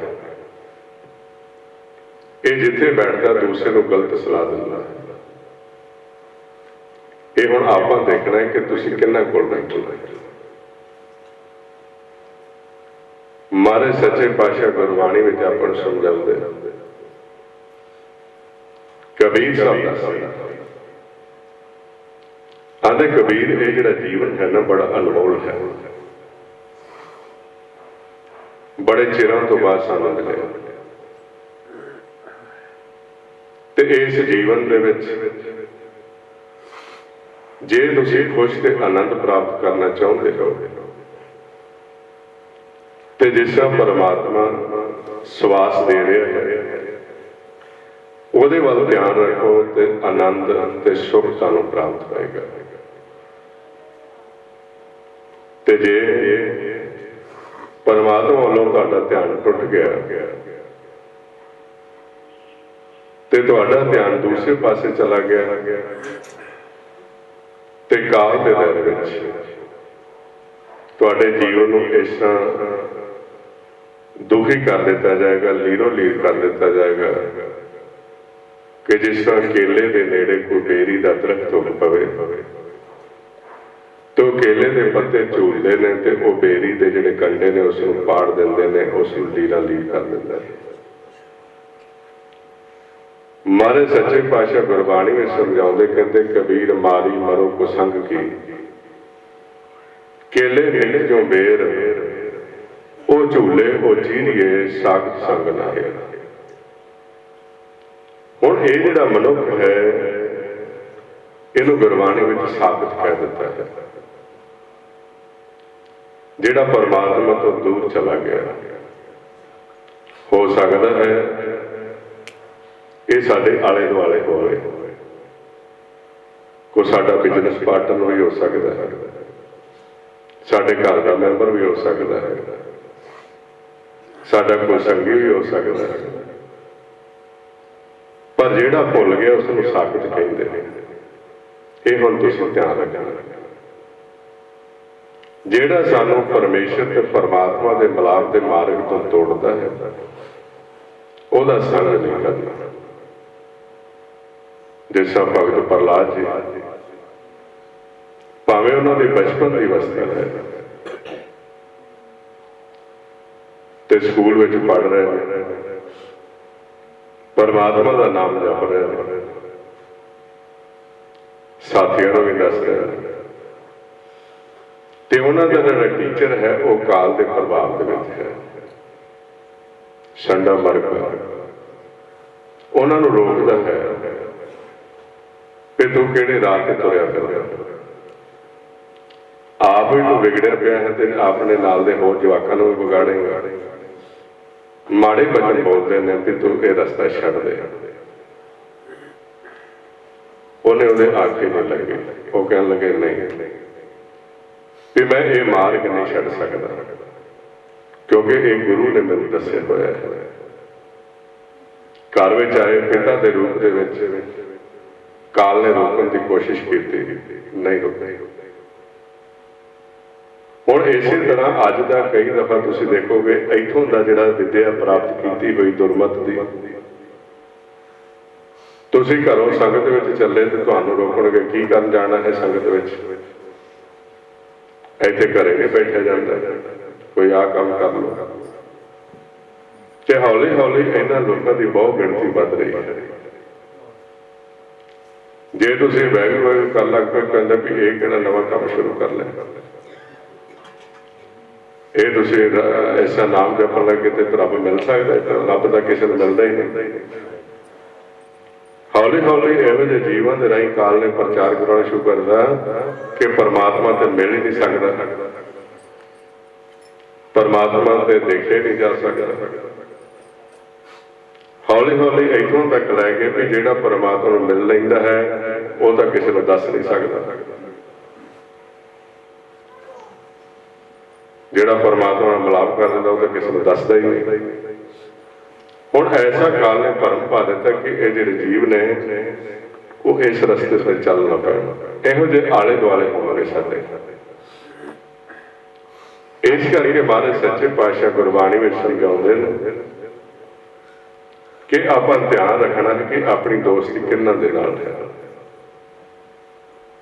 भगत नामदेव जी नूं उन्हां दी माता कहण लगे कि तू नाम जपदा है तो तेनों ये सजा दे रहे हैं, ਤੇ ਛੋੜ ਰਾਮ ਕੀਨ ਭਜੇ ਖੁਦਾਏ। ਤੇ ਤੂੰ ਆ ਨਾ ਲੈਣਾ ਛੱਡ ਹੀ ਦੇ, ਜੋ ਇਹ ਕਹਿੰਦੇ ਨੇ ਉਸ ਤਰ੍ਹਾਂ ਕਰਨਾ ਸ਼ੁਰੂ ਕਰ ਲੈ। ਤੇ ਨਾਮਦੇਵ ਨੇ ਅੱਗੋਂ ਕੀ ਕਿਹਾ, ਉਹਦਾ ਨਾਮ ਹੋ ਤੇਰਾ ਪੁੰਗੜਾ ਨਾ ਤੂੰ ਮੇਰੀ ਮਾਏ, ਪਿੰਡ ਪੜੈ ਤੂੰ ਹਰ ਗੁਣ ਗਾਏ। ਉਹਦਾ ਵੀ ਜਾ, ਮੈਂ ਤੂੰ ਮੇਰੀ ਮਾਂ ਹੀ ਨਹੀਂ, ਮੈਂ ਤੇਰਾ ਪੁੱਤਰ ਹੀ ਨਹੀਂ, ਤੂੰ ਮੈਨੂੰ ਪਰਮਾਤਮਾ ਨਾਲੋਂ ਤੋੜ ਰਹੀ ਹੈ ਤੇ ਤੇਰਾ ਮੇਰਾ ਕੋਈ ਰਿਸ਼ਤਾ ਨਹੀਂ ਹੈ, ਕਿਉਂਕਿ ਆਪਣਾ ਸਾਰਿਆਂ ਦਾ ਮੂਲ ਸੱਚ ਹੈ। ਤੇ ਜੇ ਅਸੀਂ ਉਹ ਸੱਚ ਨਾਲ ਟੁੱਟ ਕੇ ਇੱਥੇ ਬੜਾ ਆਪਣਾ ਖਲਜਗਣ ਬਣਾ ਲਿਆ, ਇਸ ਮਾਇਆ ਦੇ ਘਰ ਵਿੱਚ ਮਨਮੁਖ ਨੇ ਬਹੁਤ ਸਾਰੀ ਦੋਸਤੀ ਬਣਾ ਲਈ, ਤੇ ਜਿੱਦਣ ਇਹਨੇ ਵਾਪਸ ਜਾਣਾ ਹੈ ਇਹ ਕਿਸੇ ਨੇ ਵੀ ਇਹਦੇ ਨਾਲ ਨਹੀਂ ਜਾਣਾ। ਇਸ ਕਰਕੇ ਮਹਾਰਾਜ ਸੱਚੇ ਪਾਤਸ਼ਾਹ ਆਪ ਨੂੰ ਸਮਝਾਉਂਦੇ ਨੇ ਕਿ ਜਦੋਂ ਤੁਸੀਂ ਇਸ ਇਲਾਕੇ ਵਿੱਚ ਆਉਣਾ ਵੀ ਇਹ ਦੁਨੀਆ ਦੀ ਖਾਤਰ ਤੁਹਾਡਾ ਜਿਹੜਾ ਦੀਨ ਹੈ ਉਹ ਨਹੀਂ ਗਵਾਚਣਾ ਚਾਹੀਦਾ। ਦੁਨੀ ਕੇ ਤੋਸੈ ਦੀਨ ਨਾ ਜਾਏ। ਪਰਮਾਤਮਾ ਦੇ ਨਾਲੋਂ ਕੋਈ ਵੀ ਵੱਡਾ ਕਰਮ ਨਹੀਂ ਹੈ। ਜਿਹੜਾ ਸਾਨੂੰ ਇੱਥੇ ਭੇਜਣ ਵਾਲਾ ਹੈ ਅਸੀਂ ਉਹਦੇ ਨਾਲ ਜੁੜਨਾ ਹੈ, ਬਾਕੀ ਬਾਅਦ ਵਿੱਚ ਹੈ। ਹੁਣ ਜਿਹੜਾ ਉਹ ਭੇਜਣ ਵਾਲਾ ਹੈ ਉਹ ਨਿਰੰਕਾਰ ਪਰਮਾਤਮਾ ਹੈ। ਹੁਣ ਇਹ ਜਿਹੜਾ ਮਨੁੱਖ ਹੈ ਇਸ ਨੇ ਇਸ ਇਲਾਕੇ ਦੇ ਵਿੱਚ ਬਹੁਤ ਤਰ੍ਹਾਂ ਦੀ ਮੱਤ, ਇਹ ਦੁਰਮਤ ਦੀ ਇਹਦੇ ਅੰਦਰ ਪ੍ਰਗਟ ਹੋ ਗਈ, ਕਾਲ ਨੇ ਪੈਦਾ ਕਰ ਦਿੱਤੀ। ਜਿਹੜੀ ਪਰਮਾਤਮਾ ਨੇ ਅਕਲ ਕਾ ਦਿੱਤੀ ਸੀ ਉਹ ਇਹਦੀ ਖਤਮ ਹੋ ਗਈ। ਇਸ ਨੂੰ ਮਾਰੇ ਕਹਿੰਦੇ ਨੇ ਬਾਬਾ ਮਾਇਆ ਮੋਹਿਤ ਕੀਨ।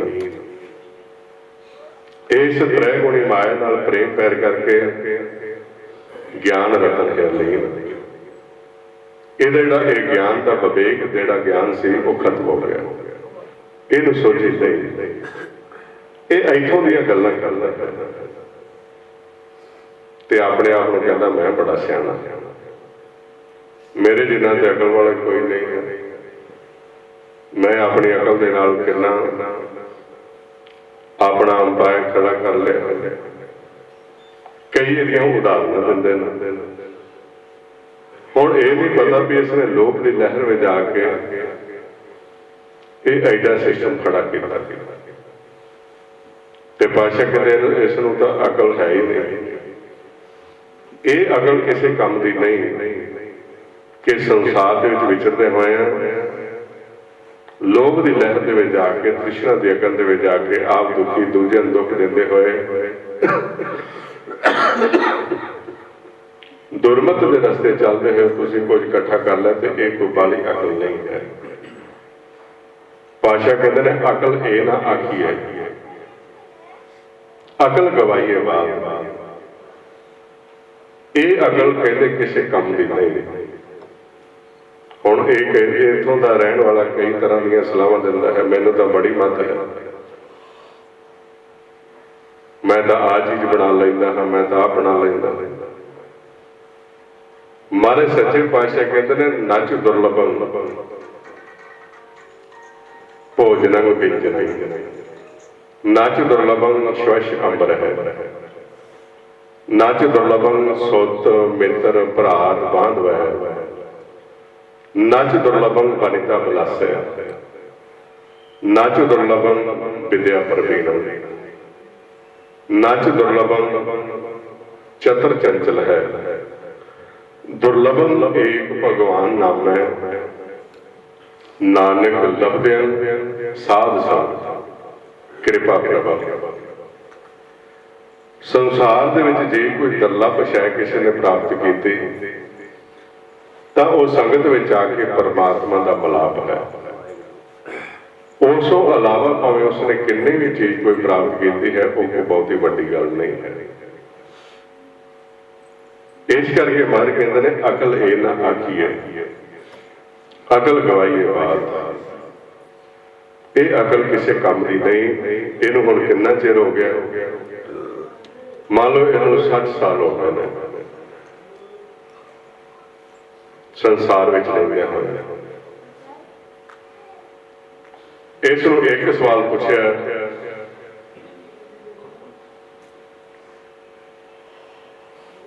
ਕਿ ਤੂੰ ਜਦੋਂ ਰਾਤ ਨੂੰ ਸੌਂ ਜਾਂਦਾ ਹੈ ਤੇ ਇਹ ਜਿਹੜੇ ਤੇਰੇ ਸਰੀਰ ਹੈ ਇਸ ਨੂੰ ਤੂੰ 9 ਦਿਨਾਂ ਨੂੰ ਛੱਡ ਜਾਂਦਾ ਤੇ ਰਾਤ ਨੂੰ ਤੂੰ ਕਿੱਥੇ ਜਾਂਦਾ ਹੈ? ਇਥੋਂ ਦੀ ਕੋਈ ਸਾਨੂੰ ਗੱਲ ਦੱਸ ਦੇ। ਤੇ ਹੁਣ ਇਹਨੂੰ 60 ਸਾਲ ਹੋ ਗਏ ਸੰਸਾਰ ਵਿੱਚ ਰਹਿੰਦਾ, ਇਹਨੂੰ ਇਹ ਨਹੀਂ ਪਤਾ ਤੇ ਰਾਤ ਨੂੰ ਸਰੀਰ ਛੱਡਣ ਤੋਂ ਬਾਅਦ ਮੈਂ ਕਿੱਥੇ ਜਾਂਦਾ। ਉਹਦਾ ਮੈਨੂੰ ਤਾਂ ਪਤਾ ਨਹੀਂ। ਉਹਦਾ ਵੀ ਰਾਤ ਨੂੰ ਜਦੋਂ ਸੌਣਾ ਸਮਝ ਲਾ ਵੀ ਰਾਤ ਨੂੰ 30 ਸਾਲ ਤੇਰੇ ਲੰਘ ਗਏ ਤੇ 30 ਸਾਲ ਤੇਰੇ ਦਿਲ ਦੇ ਆ। ਇਹ ਨਹੀਂ ਪਤਾ ਵੀ 30 ਸਾਲ ਤੋਂ ਕਿੱਥੇ ਜਾਂਦਾ ਰਿਹਾ। ਇਧਰ ਲੱਗੇ ਤੈਨੂੰ ਸਾਰਾ ਪਤਾ ਤੇ 30 ਸਾਲ ਤੋਂ ਕਿੱਥੇ ਰਿਹਾ। ਆਪਾਂ ਰਾਤ ਨੂੰ ਹੁਣ 8 ਘੰਟੇ ਰਹਿੰਦੇ ਉਸ ਇਲਾਕੇ 'ਚ। ਹੁਣ ਵੀ ਆਪਾਂ ਉਧਰੋਂ ਹੀ ਆਏ ਸੁੱਤੇ ਉੱਠ ਕੇ। ਰਾਤ ਨੂੰ ਮਨ ਕਿੱਥੇ ਰਹਿੰਦਾ ਸਾਡਾ ਉਹ ਪਤਾ ਨਹੀਂ। ਵਾਦੇ ਤੇਰੇ ਇਸ 30 ਸਾਲ ਤਾਂ ਵਿਅਰਥ ਚਲੇ ਗਏ ਤੇ ਤੂੰ ਕੀ ਸਿੱਖਿਆ ਪ੍ਰਾਪਤ ਕੀਤੀ? ਸਿਰਫ ਇਹੋ ਹੀ ਗੱਲਾਂ ਸਿੱਖਦੇ ਨੇ ਕਿਸੇ ਨੂੰ ਦਿਲ ਕਿਵੇਂ ਦਿਖਾਉਣਾ, ਕਿਸੇ ਨੂੰ ਮਾੜਾ ਕਿਵੇਂ ਬਣਾਉਣਾ, ਆਪਣੇ ਬਾਰੇ ਤਾਂ ਕੁਛ ਸਿੱਖਿਆ ਹੀ ਨਹੀਂ। ਉਹਦੇ ਚਲੋ ਇਹ ਤਾਂ ਵਿਅਰਥ ਚਲੇ ਗਏ ਤੇ ਬਾਕੀ ਰਹਿ ਗਏ 30 ਸਾਲ ਆ ਦਿਨ ਦੇ। ਤੇ ਦਿਨ ਦੇ ਟਾਈਮ ਤੇ ਤੇਰੇ ਮਾਤਾ ਪਿਤਾ ਨੇ ਤੈਨੂੰ ਇੱਕ ਘਰ ਬਣਾ ਕੇ ਦਿੱਤਾ, ਨਿੱਜ ਘਰ। ਤੇ ਤੂੰ ਇੱਥੇ ਦਿਨੇ ਉਸ ਨਿੱਜ ਘਰ ਦੇ ਵਿੱਚ ਕਿੰਨੀ ਵਾਰ ਜਾਂਦਾ ਹੈ? ਨਿੱਜ ਘਰ ਦੇ ਵਿੱਚ ਤੇਰੀ ਖੁਰਾਕ ਅੰਮ੍ਰਿਤ ਉਹ ਕਿਵੇਂ ਤੈਨੂੰ ਮਿਲਦੀ ਹੈ? ਤੇ ਨਿੱਜ ਮਹਿਲ ਦਾ ਦਰ ਕਿਵੇਂ ਖੁੱਲਦਾ ਤੇ ਨਿੱਜ ਮਹਿਲ ਦੇ ਵਿੱਚ ਕੀ ਕੁਝ ਰੱਖਿਆ? ਤੂੰ ਇੱਥੋਂ ਦੀ ਕੋਈ ਸਾਨੂੰ ਗੱਲ ਦੱਸ ਦੇ। ਤੇ ਹੁਣ ਇਹਨੂੰ ਪਤਾ ਹੀ ਉਹਦਾ ਵੀ ਮੈਨੂੰ ਨਿੱਜ ਘਰ ਦਾ ਤੇ ਪਤਾ ਨਹੀਂ। ਨਿੱਜ ਘਰ ਕਿੱਥੇ? ਉਹਦੇ 30 ਸਾਲ ਤੇਰੇ ਇਹ ਵੀ ਵਿਅਰਥ ਚਲੇ ਗਏ ਤੇ 60 ਸਾਲ ਤੇਰੀ ਸਾਰੀ ਉਮਰ ਹੈ। ਨਾ ਤੈਨੂੰ ਇਸ ਇਲਾਕੇ ਦਾ ਪਤਾ, ਨਾ ਤੈਨੂੰ ਆਪਣੇ ਘਰ ਦਾ ਪਤਾ ਤੇ 60 ਸਾਲ ਹੋ ਗਏ ਤੇ ਤੂੰ ਰਹਿਣਾ ਕਿੱਥੇ ਹੈ? ਵੀ ਤੂੰ ਇਹੀ ਦੱਸ ਦੇ ਕਿ ਤੇਰਾ ਟਿਕਾਣਾ ਕਿੱਥੇ ਹੈ, ਤੂੰ ਕਿੱਥੇ ਰਹਿਣਾ? ਹੁਣ ਇਸ ਨੂੰ ਇਹ ਵੀ ਨਹੀਂ ਪਤਾ।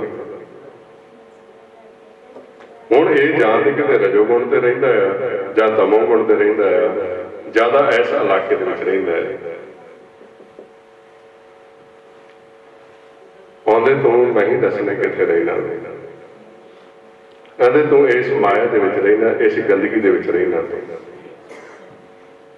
ਤ੍ਰੈ ਗੁਣਾਂ ਦੇ ਵਿੱਚ ਰਹਿ ਕੇ ਤੇ ਗੰਦਗੀ ਦੇ ਢੇਰ ਦੇ ਨਾਲ ਪਿਆਰ ਕਰਦਾ ਹਾਂ। ਇਸ ਤੋਂ ਵੱਧ ਤੇਰੀ ਕੋਈ ਔਕਾਤ ਨਹੀਂ ਹੈ। ਤੇ ਕਿੱਥੇ ਰਹਿਣਾ ਆ? ਵਿਸ਼ਟਾ ਅਸਤ ਰਕਤ ਪਰੇਟੇ ਚਾਹ। ਗੰਦਗੀ ਹੱਡਾਂ ਤੇ ਵਿੱਚ ਜਿਹੜਾ ਖੂਨ ਆ ਉੱਪਰ ਚਮੜਾ ਲਪੇਟਿਆ ਹੋਇਆ ਤੇ ਇਹ ਗੰਦਗੀ ਦੇ ਬੋਰੇ ਨੂੰ ਚੁੱਕੀ ਫਿਰਦਾ ਸਾਰਾ ਦਿਨ। ਬਿਸ਼ਟਾ ਅਸਤ ਰਕਤ ਪਰੇਟੇ ਚਾਮ ਐਸ ਉੱਪਰ ਲੈ ਰੱਖਿਓ ਕਮਾਲ। ਕਹਿੰਦੇ ਨੇ ਇਹਦੇ ਉੱਪਰ ਮਾਣ ਕਰਦਾ ਹੈ ਗੰਦਗੀ ਦੇ ਵਿੱਚ। ਇਹਦੇ ਗੰਦਗੀ ਹੈ, ਵਿੱਚ ਇਹਦੇ ਹੱਡਾਂ ਨੇ, ਉੱਪਰ ਵਿੱਚ ਖੂਨ ਤੇ ਉੱਪਰ ਚਮੜਾ ਆ।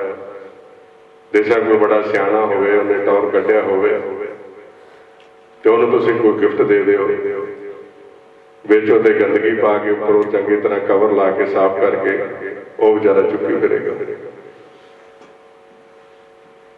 ਜਿਸ ਨੂੰ ਪਤਾ ਹੋਏਗਾ, ਤੁਹਾਨੂੰ ਪੈਕਿੰਗ ਕਰਦੇ ਨੂੰ ਦੇਖਿਆ, ਉਹ ਦੱਸੇਗਾ ਉਹਨੂੰ ਵੀ ਆ ਜਿਹੜਾ ਚੁੱਕੀ ਫਿਰਨਾ ਇਹਦੇ ਵਿੱਚ ਉਹਨਾਂ ਨੇ ਗੰਦਗੀ ਪਾਈ ਹੋਈ। ਉਹ ਜਦੋਂ ਖੋਲੇਗਾ ਇਸ ਨੂੰ ਦੇਖੇਗਾ ਤੇ ਉੱਪਰ ਸੁੱਟੇਗਾ ਵੀ ਮੈਨੂੰ ਤਾਂ ਇਹਨਾਂ ਨੇ ਬੇਵਕੂਫ ਬਣਾ ਛੱਡਿਆ। ਹੁਣ ਕਾਲ ਨੇ ਇਹਨੂੰ ਇੰਨਾ ਬੇਵਕੂਫ ਬਣਾ ਦਿੱਤਾ ਵੀ ਇਹਨੂੰ ਗੰਦਗੀ ਦਾ ਕੀੜਾ ਬਣਾ ਦਿੱਤਾ, ਗੰਦਗੀ ਦੇ ਨਾਲ ਹੀ ਇਸ ਨੂੰ ਪਿਆਰ ਪਵਾ ਦਿੱਤਾ। ये सारी उम्र गंदगी ढोंदा रहा। तो मारे कहते ने यह मनमुख की की अवस्था, मन काहे हंकार अफारा, अपवित्र अपावन दुर्गंध मुख भीतर बाहर विशेष छारा। पहले तू तो गंदगी के नाल ही कादी होमे करना है। हुण ये सारी उम्र ये गंदगी के नाल प्यार है। तो गंदगी के विच कहते जिथे तू रहना एक कीड़ा बनया पिया, किरम बनया पिया। हुण ये मनमुख का एक कीड़े तो बिना होर कुछ भी नहीं है, एक किरम है। तो एक किरम अपने आप इन्नी होमे करता वा कि मेरे वर्गा कोई भी नहीं।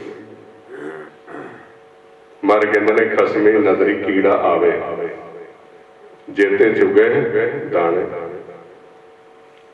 आंदे ने ये तो एक कीड़े की न्याय नहीं है। तू इन्होंने होमे ते जा रहा वा, तेरा जीवन तो सारा व्यर्थ है।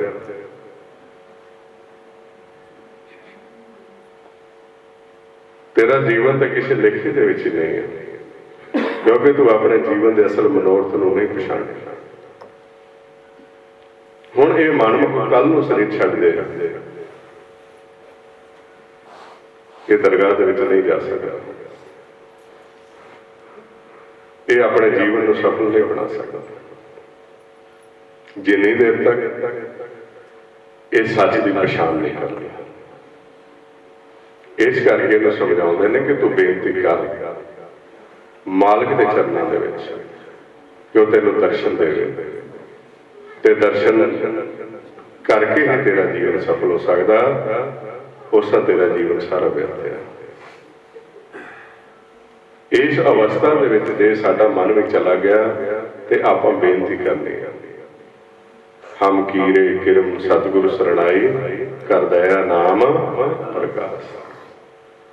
भी सानू भी नहीं पता, कृपा करो ये नाम का प्रकाश करके सानू भी इस घर के विच बुलाओ। तो बेनती करनी है, आओ सारे आप बेनती करिए, क्योंकि हमारे सच्चे पातशाह अपन दस नहीं तो आप जे नहीं तो जीवन साल में चल सकता। आओ किसा बेनती करनी है, आप पहला आवाज देनी, तो आवाज दे के आप दर से बैठ जाना है। जदों असीं दर से बैठांगे आवाज दे के उसनूं साडे ते प्रतीत आ जाएगी तो दर्शन देगा, दर खोलेगा, तो जिसनूं दर्शन देगा उसका जीवन सफल हो जाएगा। इस करके कहते हैं अकली साहिब सेवीए अकली पाइए मान, अकली पढ़ के बुझिए अकली कीचे दान, कहे नानक राह एहो होर गल्लां शैतान। आदे तुसीं शैतान दी गल्लां कर रहे हो, ये सब शैतान की भाषा है, शैतान की विद्या है, ये तो परमात्मा ने नहीं सिखाई हुई। परमात्मा ने केवल सानू इत्थे नाम दे समाउण वास्ते भेजिया है। आओ किसा आप बेनती करते हैं, सारे नेत्र बंद करके अंतर्गत आवाज दे के फिर आप बैठना है सारे। आओ सारे जन करो कृपा। वाह गुरु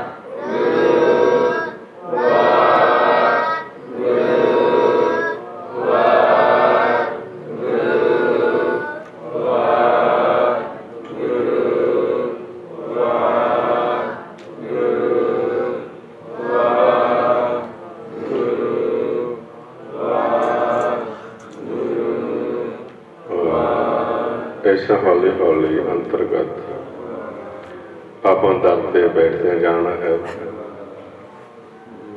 वार वार जो मन दर ते जाके बैठता है, इधरों सारे विचार फुरने खत्म होंगे ने, ते जो दर ते जाके बैठता है उतों इसनों मालिक प्रवानगी दिंदे ने, ते दर तो घर दे विच फिर प्रवेश होंदा है। इस करके अपनी एक कोशिश होनी चाहिए है सारे कि असी काल के दायरे तो निकल के उस दर ते जाके बैठिए जिथों मालिक ने सानू अंदर बुलाना है। इस करके आप एक कोशिश कर रहे हैं, सिमरन कर रहे हैं। जिवें जिवें आप इस अवस्था में चलते जावांगे, मारे सच्चे पातशाह गुरबाणी में समझाउंदे ने, हर दर सेवे अलख अपेवे निश्चल आसन पाया, ते जन्म न मरना आवन न जाना सहसा दुख मिटाया। फिर उत्थे साडा आवागमन का चक्कर खत्म हो जाएगा। मन जिथों आया है वापस उत्थे ही समा जाएगा। ये आप कोशिश जारी रखनी है। हुण तकरीबन अद्धे घंटे वास्ते आप विश्राम ते हाँ, प्रशादा जे गुरमुखां ने छकना है। उस तो बाद फिर उपर हाल विच आप थोड़ा ध्यान की अवस्था में सिमरन करांगे। करदा ते जीव समझे कि मालिक करा रहा है। हुण साडा माता पिता कदी नहीं चाहुंदा कि बच्चा माड़ा काम करे। असीं मोह विच वजे हाँ, आपां नहीं चाहुंदे कि बच्चा साडा गलत संगत में जाए। ते माता पिता किवें चाहेगा भी ये बच्चा सारा जीवन काल दे दायरे विच ही लगा लेगा। माँ प्यो तो आवाज़ां मारदा है, घर आवे बच्चा।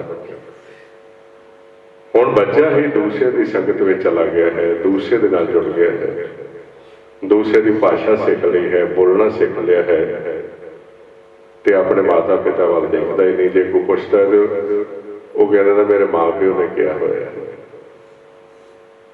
हुण माँ प्यो का सुभाव तो सारे जानते हैं। नित बोलना मेरा सज्जन स्वामी, कदे ना बोले कौड़ा। कौड़ा बोलना जाने पूर्ण भगवान ने। ते बच्चे के बचन तुसीं देखो किहो जिहे बचन हुंदे ने। हुण जिस तरह कोई पिंड दे विचों प्यो नूं जानदा होवे ते बच्चा उहदा कोई इहो जी संगत में चला जाए ते संगी साथी कोई चाचा ताया उहदा देखे ते ओह कहदे भी तू की करना फिरना, ते ओह कहे भी मेरे डैडी ने मेरे पिता ने ये मैनूं कहा। कहंदे तेरे प्यो नूं तां असीं जाणदे हां, वो तो तेन कह ही नहीं सकता इहो जिहा काम करने वास्ते।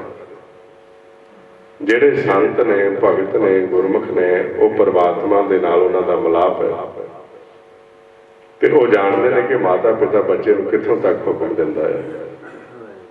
ते जदों वो बच्चे की हालत देखते हैं इस इलाके विच, ते वो कहंदे ने कि सिमरन करो, तुहाडे माता पिता ने कहा नाम जपो, तो कहणगे भी तुहाडे हुक्म नहीं होया कि माँ प्यो ने सानू इस काम से लाया होया।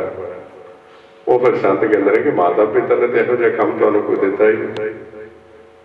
माता पिता ने तो तुहानू कोई इहो जिहा काम करने वास्ते कहा ही नहीं।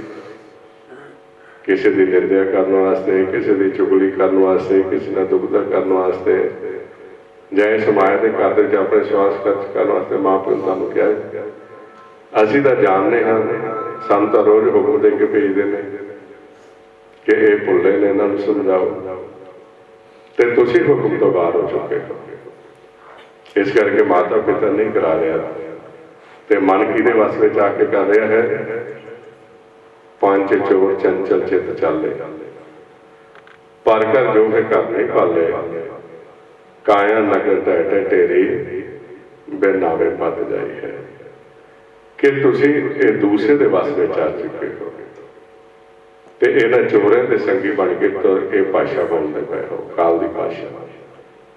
ते जिस करके माता पिता तो दूरी बन रही है तुहाडी, तो फिर संत की करते हैं, उन्होंने नाम जपाना शुरू कर देना, अभ्यास कराते हैं कि ये जिहड़े मन ने ये भी सुखी हो जाए। उस वास्ते गुरु नानक के घर ने अपनी सारिਆਂ की ड्यूटी लाई। जिथे भी तुसीं देखो भी ये बच्चा घरों बाहर है, माता पिता हुक्म तो उल्ट है, उन्होंने समझाओ। तो समझाउण दे नाल नाल की करो, साजन संत करो ये काम, आन त्याग जपो हर नाम, सिमर सिमर सिमर सुख पाओ, आप जपो अवरै नाम जपाओ। तुसीं देखो भी ये फसिया होया काल दे दिन च, उन्हें समझाओ, उन्होंने नाम जपाओ, वो तुहाडे नाल लड़ेगा, माड़ा भी बोलेगा, पर तुसीं गुस्सा नहीं करना, क्योंकि वह सुभाव बन गया। वो काल की भाषा बोलनी शुरू कर दिंदा है। कहते जे को आके बोल वगाड़ तो लिखिया सिर गवार, उन्होंने प्यार में समझाना कि माता पिता का यह हुक्म नहीं है, ਜਿਹੜੇ ਕਾਰਜ ਵਿੱਚ ਆਏ ਹਾਂ ਆਪਾਂ ਉਹ ਕਾਰਜ ਆਪਣਾ ਸਫਲ ਕਰਨਾ ਹੈ। ਇਸ ਕਰਕੇ ਜਿੱਥੇ ਵੀ ਤੁਸੀਂ ਬੈਠੋ, ਜਿੱਥੇ ਵੀ ਜਾਓ, ਚਾਹੇ ਆਪਣਾ ਘਰ ਹੈ, ਪਰਿਵਾਰ ਹੈ, ਸੰਗੀ ਸਾਥੀ ਹੈ, ਤੁਹਾਨੂੰ ਲੱਗਦਾ ਵੀ ਇਹ ਬੱਚਾ ਮਨ ਬਾਹਰ ਆ ਗਿਆ ਕਾਲ ਦੇ ਦਰ ਤੋਂ, ਉਹਨੂੰ ਸਮਝਾਓ, ਉਹਨੂੰ ਸਿਮਰਨ ਦੇ ਨਾਲ ਜੋੜੋ, ਉਹਨੂੰ ਭੇਤ ਦਿਓ ਕਿ ਮਾਤਾ ਪਿਤਾ ਘਰ ਵਿੱਚ ਤੁਹਾਨੂੰ ਵਾਜਾ ਮਾਰਦੇ ਹੈ। ਸੋ ਫਿਰ ਆਪਾਂ ਉਹਦੇ ਹੁਕਮ ਦੇ ਵਿੱਚ ਆ ਵੀ ਚੱਲਣਾ ਤੇ ਦੂਸਰੇ ਨੂੰ ਇਹਦੇ ਹੁਕਮ ਦੇ ਵਿੱਚ ਆਪਾਂ ਤੁਰ ਸਕਦੇ ਹਾਂ। ਸੋ ਇਹਨੀਆਂ ਕੋਈ ਬੇਨਤੀਆਂ ਨੇ, ਹੁਣ ਆਪਾਂ ਅੱਗੇ ਜਾਂਦੇ ਹਾਂ। ਵਾਹਿਗੁਰੂ ਜੀ ਕਾ ਖਾਲਸਾ, ਵਾਹਿਗੁਰੂ ਜੀ ਕੀ ਫਤਿਹ। ਵਾਹਿਗੁਰੂ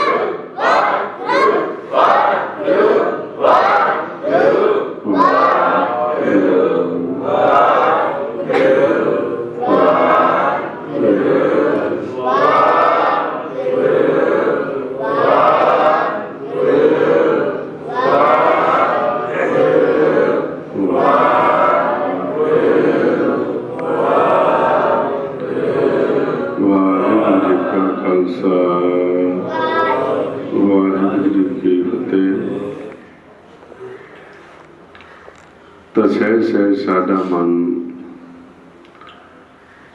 ਇਸ ਮਾਇਆ ਦੇ ਘਰ ਵਿੱਚੋਂ ਨਿਕਲਣਾ ਸ਼ੁਰੂ ਹੁੰਦਾ ਹੈ ਔਰ ਆਪਣੇ ਅੰਦਰ ਅਗੰਮ ਵਿੱਚੋਂ ਪਰਮਾਤਮਾ ਦੇ ਮੁਖ ਦੀ ਆਵਾਜ਼ ਅਨਹਦ ਬਾਣੀ ਸੁਣਨੀ ਸ਼ੁਰੂ ਹੋ ਜਾਂਦੀ ਹੈ। ਜਿਹੜਾ ਮਨ ਉਸ ਅਨਹਦ ਬਾਣੀ ਨੂੰ ਸੁਣਨ ਲੱਗ ਜਾਂਦਾ ਹੈ, ਪਾਤਸ਼ਾਹ ਗੁਰਬਾਣੀ ਵਿੱਚ ਸਮਝਾਉਂਦੇ ਨੇ ਕਿ ਉਹ ਹੰਸ ਦੀ ਪਦਵੀ ਨੂੰ ਪ੍ਰਾਪਤ ਕਰਦਾ ਹੈ। ਜਿਸ ਤਰ੍ਹਾਂ ਹੰਸ ਪਾਣੀ ਦੇ ਵਿੱਚੋਂ ਮੋਤੀ ਕੱਢ ਲੈਂਦਾ ਹੈ, ਇਸੇ ਤਰ੍ਹਾਂ ਇਸ ਕਾਇਨ ਦੇ ਅੰਦਰ ਜੋ ਉਹ ਨਾਮ ਹੈ ਗੁਰਮੁਖ, ਉਸ ਨੂੰ ਪ੍ਰਾਪਤ ਕਰ ਲੈਂਦਾ ਹੈ। ਬਾਣੀ 'ਚ ਫਰਮਾਉਂਦੇ ਨੇ, ਹਰ ਕੀ ਕਥਾ ਅਨਾਹਦ ਬਾਣੀ, ਹੰਸ ਹੋਏ ਹੀਰਾ ਲੈ ਪਛਾਣੀ। ਹੁਣ ਆਪਾਂ ਹੰਸ ਬਣ ਕੇ ਉਸ ਨਾਮ ਰੂਪੀ ਹੀਰੇ ਤੇ ਪਛਾਣਨਾ ਹੈ, ਕਿਉਂਕਿ ਇਸ ਕਾਇਨ ਦੇ ਦੋ ਭਾਗ ਨੇ। ਇੱਕ ਵਿੱਚ ਹੀਰੇ ਪਏ ਹੋਏ ਨੇ ਤੇ ਇੱਕ ਪਾਸੇ ਗੰਦਗੀ ਹੈ।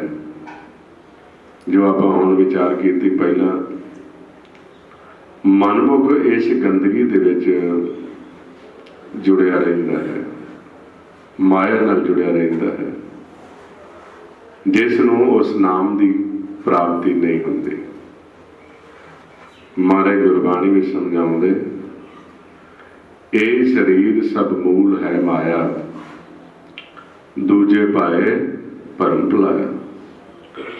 ਜਿਹੜਾ ਇਸ ਮਾਇਆ ਤੱਕ ਸੀਮਤ ਰਹਿ ਗਿਆ, ਉਹ ਗੰਦਗੀ ਦੇ ਨਾਲ ਜੁੜਿਆ ਰਿਹਾ, ਤੇ ਜਿਹੜਾ ਇਸ ਮਾਇਆ ਤੋਂ ਉੱਪਰ ਉੱਠ ਗਿਆ, ਇਹ ਸਰੀਰ ਸਭ ਧਰਮ ਹੈ, ਸੱਚੇ ਕੀ ਵਿੱਚ ਜੋਤ, ਗੋਜ ਪਦਾਰਥ ਲੁਕ ਰਹੇ, ਕੋਈ ਗੁਰਮੁਖ ਕੱਢੇ ਖੋਤ। ਹੁਣ ਇਹਦੇ ਇੱਕ ਪਾਸੇ ਗੋਜ ਰਤਨ ਵੀ ਨੇ, ਨਾਮ ਵੀ ਹੈ ਅੰਦਰ, ਤੇ ਜੇ ਗੁਰੂ ਦੀ ਮੱਤ ਲਈ ਤੇ ਅੰਦਰੋਂ ਨਾਮ ਨੂੰ ਖੋਜ ਲਿਆ, ਤੇ ਜਿਵੇਂ ਇਸ ਨਾਮ ਨੂੰ ਪ੍ਰਾਪਤ ਕਰ ਲਿਆ ਤੇ ਉਹ ਹੰਸ ਬਣ ਗਿਆ, ਤੇ ਜੇ ਗੰਦਗੀ ਵਿੱਚ ਚੁੰਝਾ ਮਾਰਦਾ ਰਿਹਾ ਤੇ ਉਹ ਬਗਲਾ ਬਣ ਗਿਆ। ਇਹ ਹੁਣ ਮਨ ਦੀ ਅਵਸਥਾ ਹੈ ਸਾਡੀ। ਤਮਾਰ ਕਹਿੰਦੇ, ਬਿਸਟਾ ਅਸਤ ਰਕਤ ਪਰੇਟੇ ਜਾਮ, ਐਸ ਉੱਪਰ ਲੈ ਰਾਖਿਓ ਗੁਮਾਨ, ਇੱਕ ਵਸਤ ਬੂਝੇ ਤਾਂ ਹੋਵੇ ਪਾਕ, ਬਿਨ ਬੂਝੇ ਤੂੰ ਸਦਾ ਨਾ ਪਾਕ। ਤੇ ਅਸੀਂ ਹੁਣ ਅੰਦਰੋਂ ਉਹ ਨਾਮ ਨੂੰ ਬੁੱਝ ਰਹੇ ਹਾਂ, ਨਾਮ ਨੂੰ ਸੁਣ ਰਹੇ ਹਾਂ, ਉਹਦੇ ਵਿੱਚ ਧਿਆਨ ਧਰ ਰਹੇ ਹਾਂ। ਤੇ ਜਿਵੇਂ ਜਿਵੇਂ ਅਸੀਂ ਉਸ ਨਾਮ ਨੂੰ, ਅਨਹਦ ਬਾਣੀ ਨੂੰ ਸੁਣਦੇ ਜਾਵਾਂਗੇ, ਤਿਵੇਂ ਤਿਵੇਂ ਪਰਮਾਤਮਾ ਦੇ ਨਾਲ ਪਿਆਰ ਪੈਂਦਾ ਜਾਏਗਾ ਸਾਡਾ। ਇਹ ਖੋਜ ਆਪਾਂ ਜਾਰੀ ਰੱਖਣੀ ਹੈ। ਹੰਸ ਬਣ ਕੇ ਆਪਾਂ ਸੰਸਾਰ ਵਿੱਚ ਵਿਚਰਨਾ ਤੇ ਪਰਮਹੰਸ ਦੀ ਅਵਸਥਾ ਵਿੱਚ ਆਪਾਂ ਪ੍ਰਵੇਸ਼ ਹੋਣਾ। ਇਸ ਕਰਕੇ ਮਹਾਰਾਜ ਗੁਰਬਾਣੀ ਦੇ ਵਿੱਚ ਆਪਾਂ ਨੂੰ ਫਿਰ ਸਮਝਾਉਂਦੇ ਨੇ ਕਿ ਉਹ ਹੀ ਅਸਲੀ ਗਿਆਨੀ ਹੈ, ਧਿਆਨੀ ਹੈ, ਪੰਡਤ ਹੈ, ਜੋ ਆਪਣੇ ਮਨ ਦਾ ਬੋਧ ਕਰਦਾ ਹੋਇਆ ਉਸ ਹਰ ਕੀ ਕਥਾ ਨੂੰ ਸੁਣਨਾ ਸ਼ੁਰੂ ਕਰ ਦਿੰਦਾ ਹੈ। ਸੋ ਪੰਡਤ ਜੋ ਮਨ ਪ੍ਰਬੁੱਧ ਹੈ, ਰਾਮ ਨਾਮ ਆਤਮ ਮੈਂ ਸੁਧ ਹੈ, ਰਾਮ ਨਾਮ ਸਾਰ ਰਸ ਪੀਵੈ, ਉਸ ਪੰਡਤ ਕੇ ਅਵਦੇਸ਼ ਜਗ ਜੀਵੈ, ਹਰ ਕੀ ਕਥਾ ਹਿਰਦੇ ਬਸਾਵੈ। ਸੋ ਪੰਡਤ ਫਿਰ ਜੋੜਨਾ ਹੋਵੇ, ਉੱਥੇ ਆਪਾਂ ਹੁਣ ਪ੍ਰਵੇਸ਼ ਹੋਣਾ ਸਾਰੇ ਨੇ। ਇਹ ਕੋਸ਼ਿਸ਼ ਜਾਰੀ ਰੱਖਣੀ ਹੈ।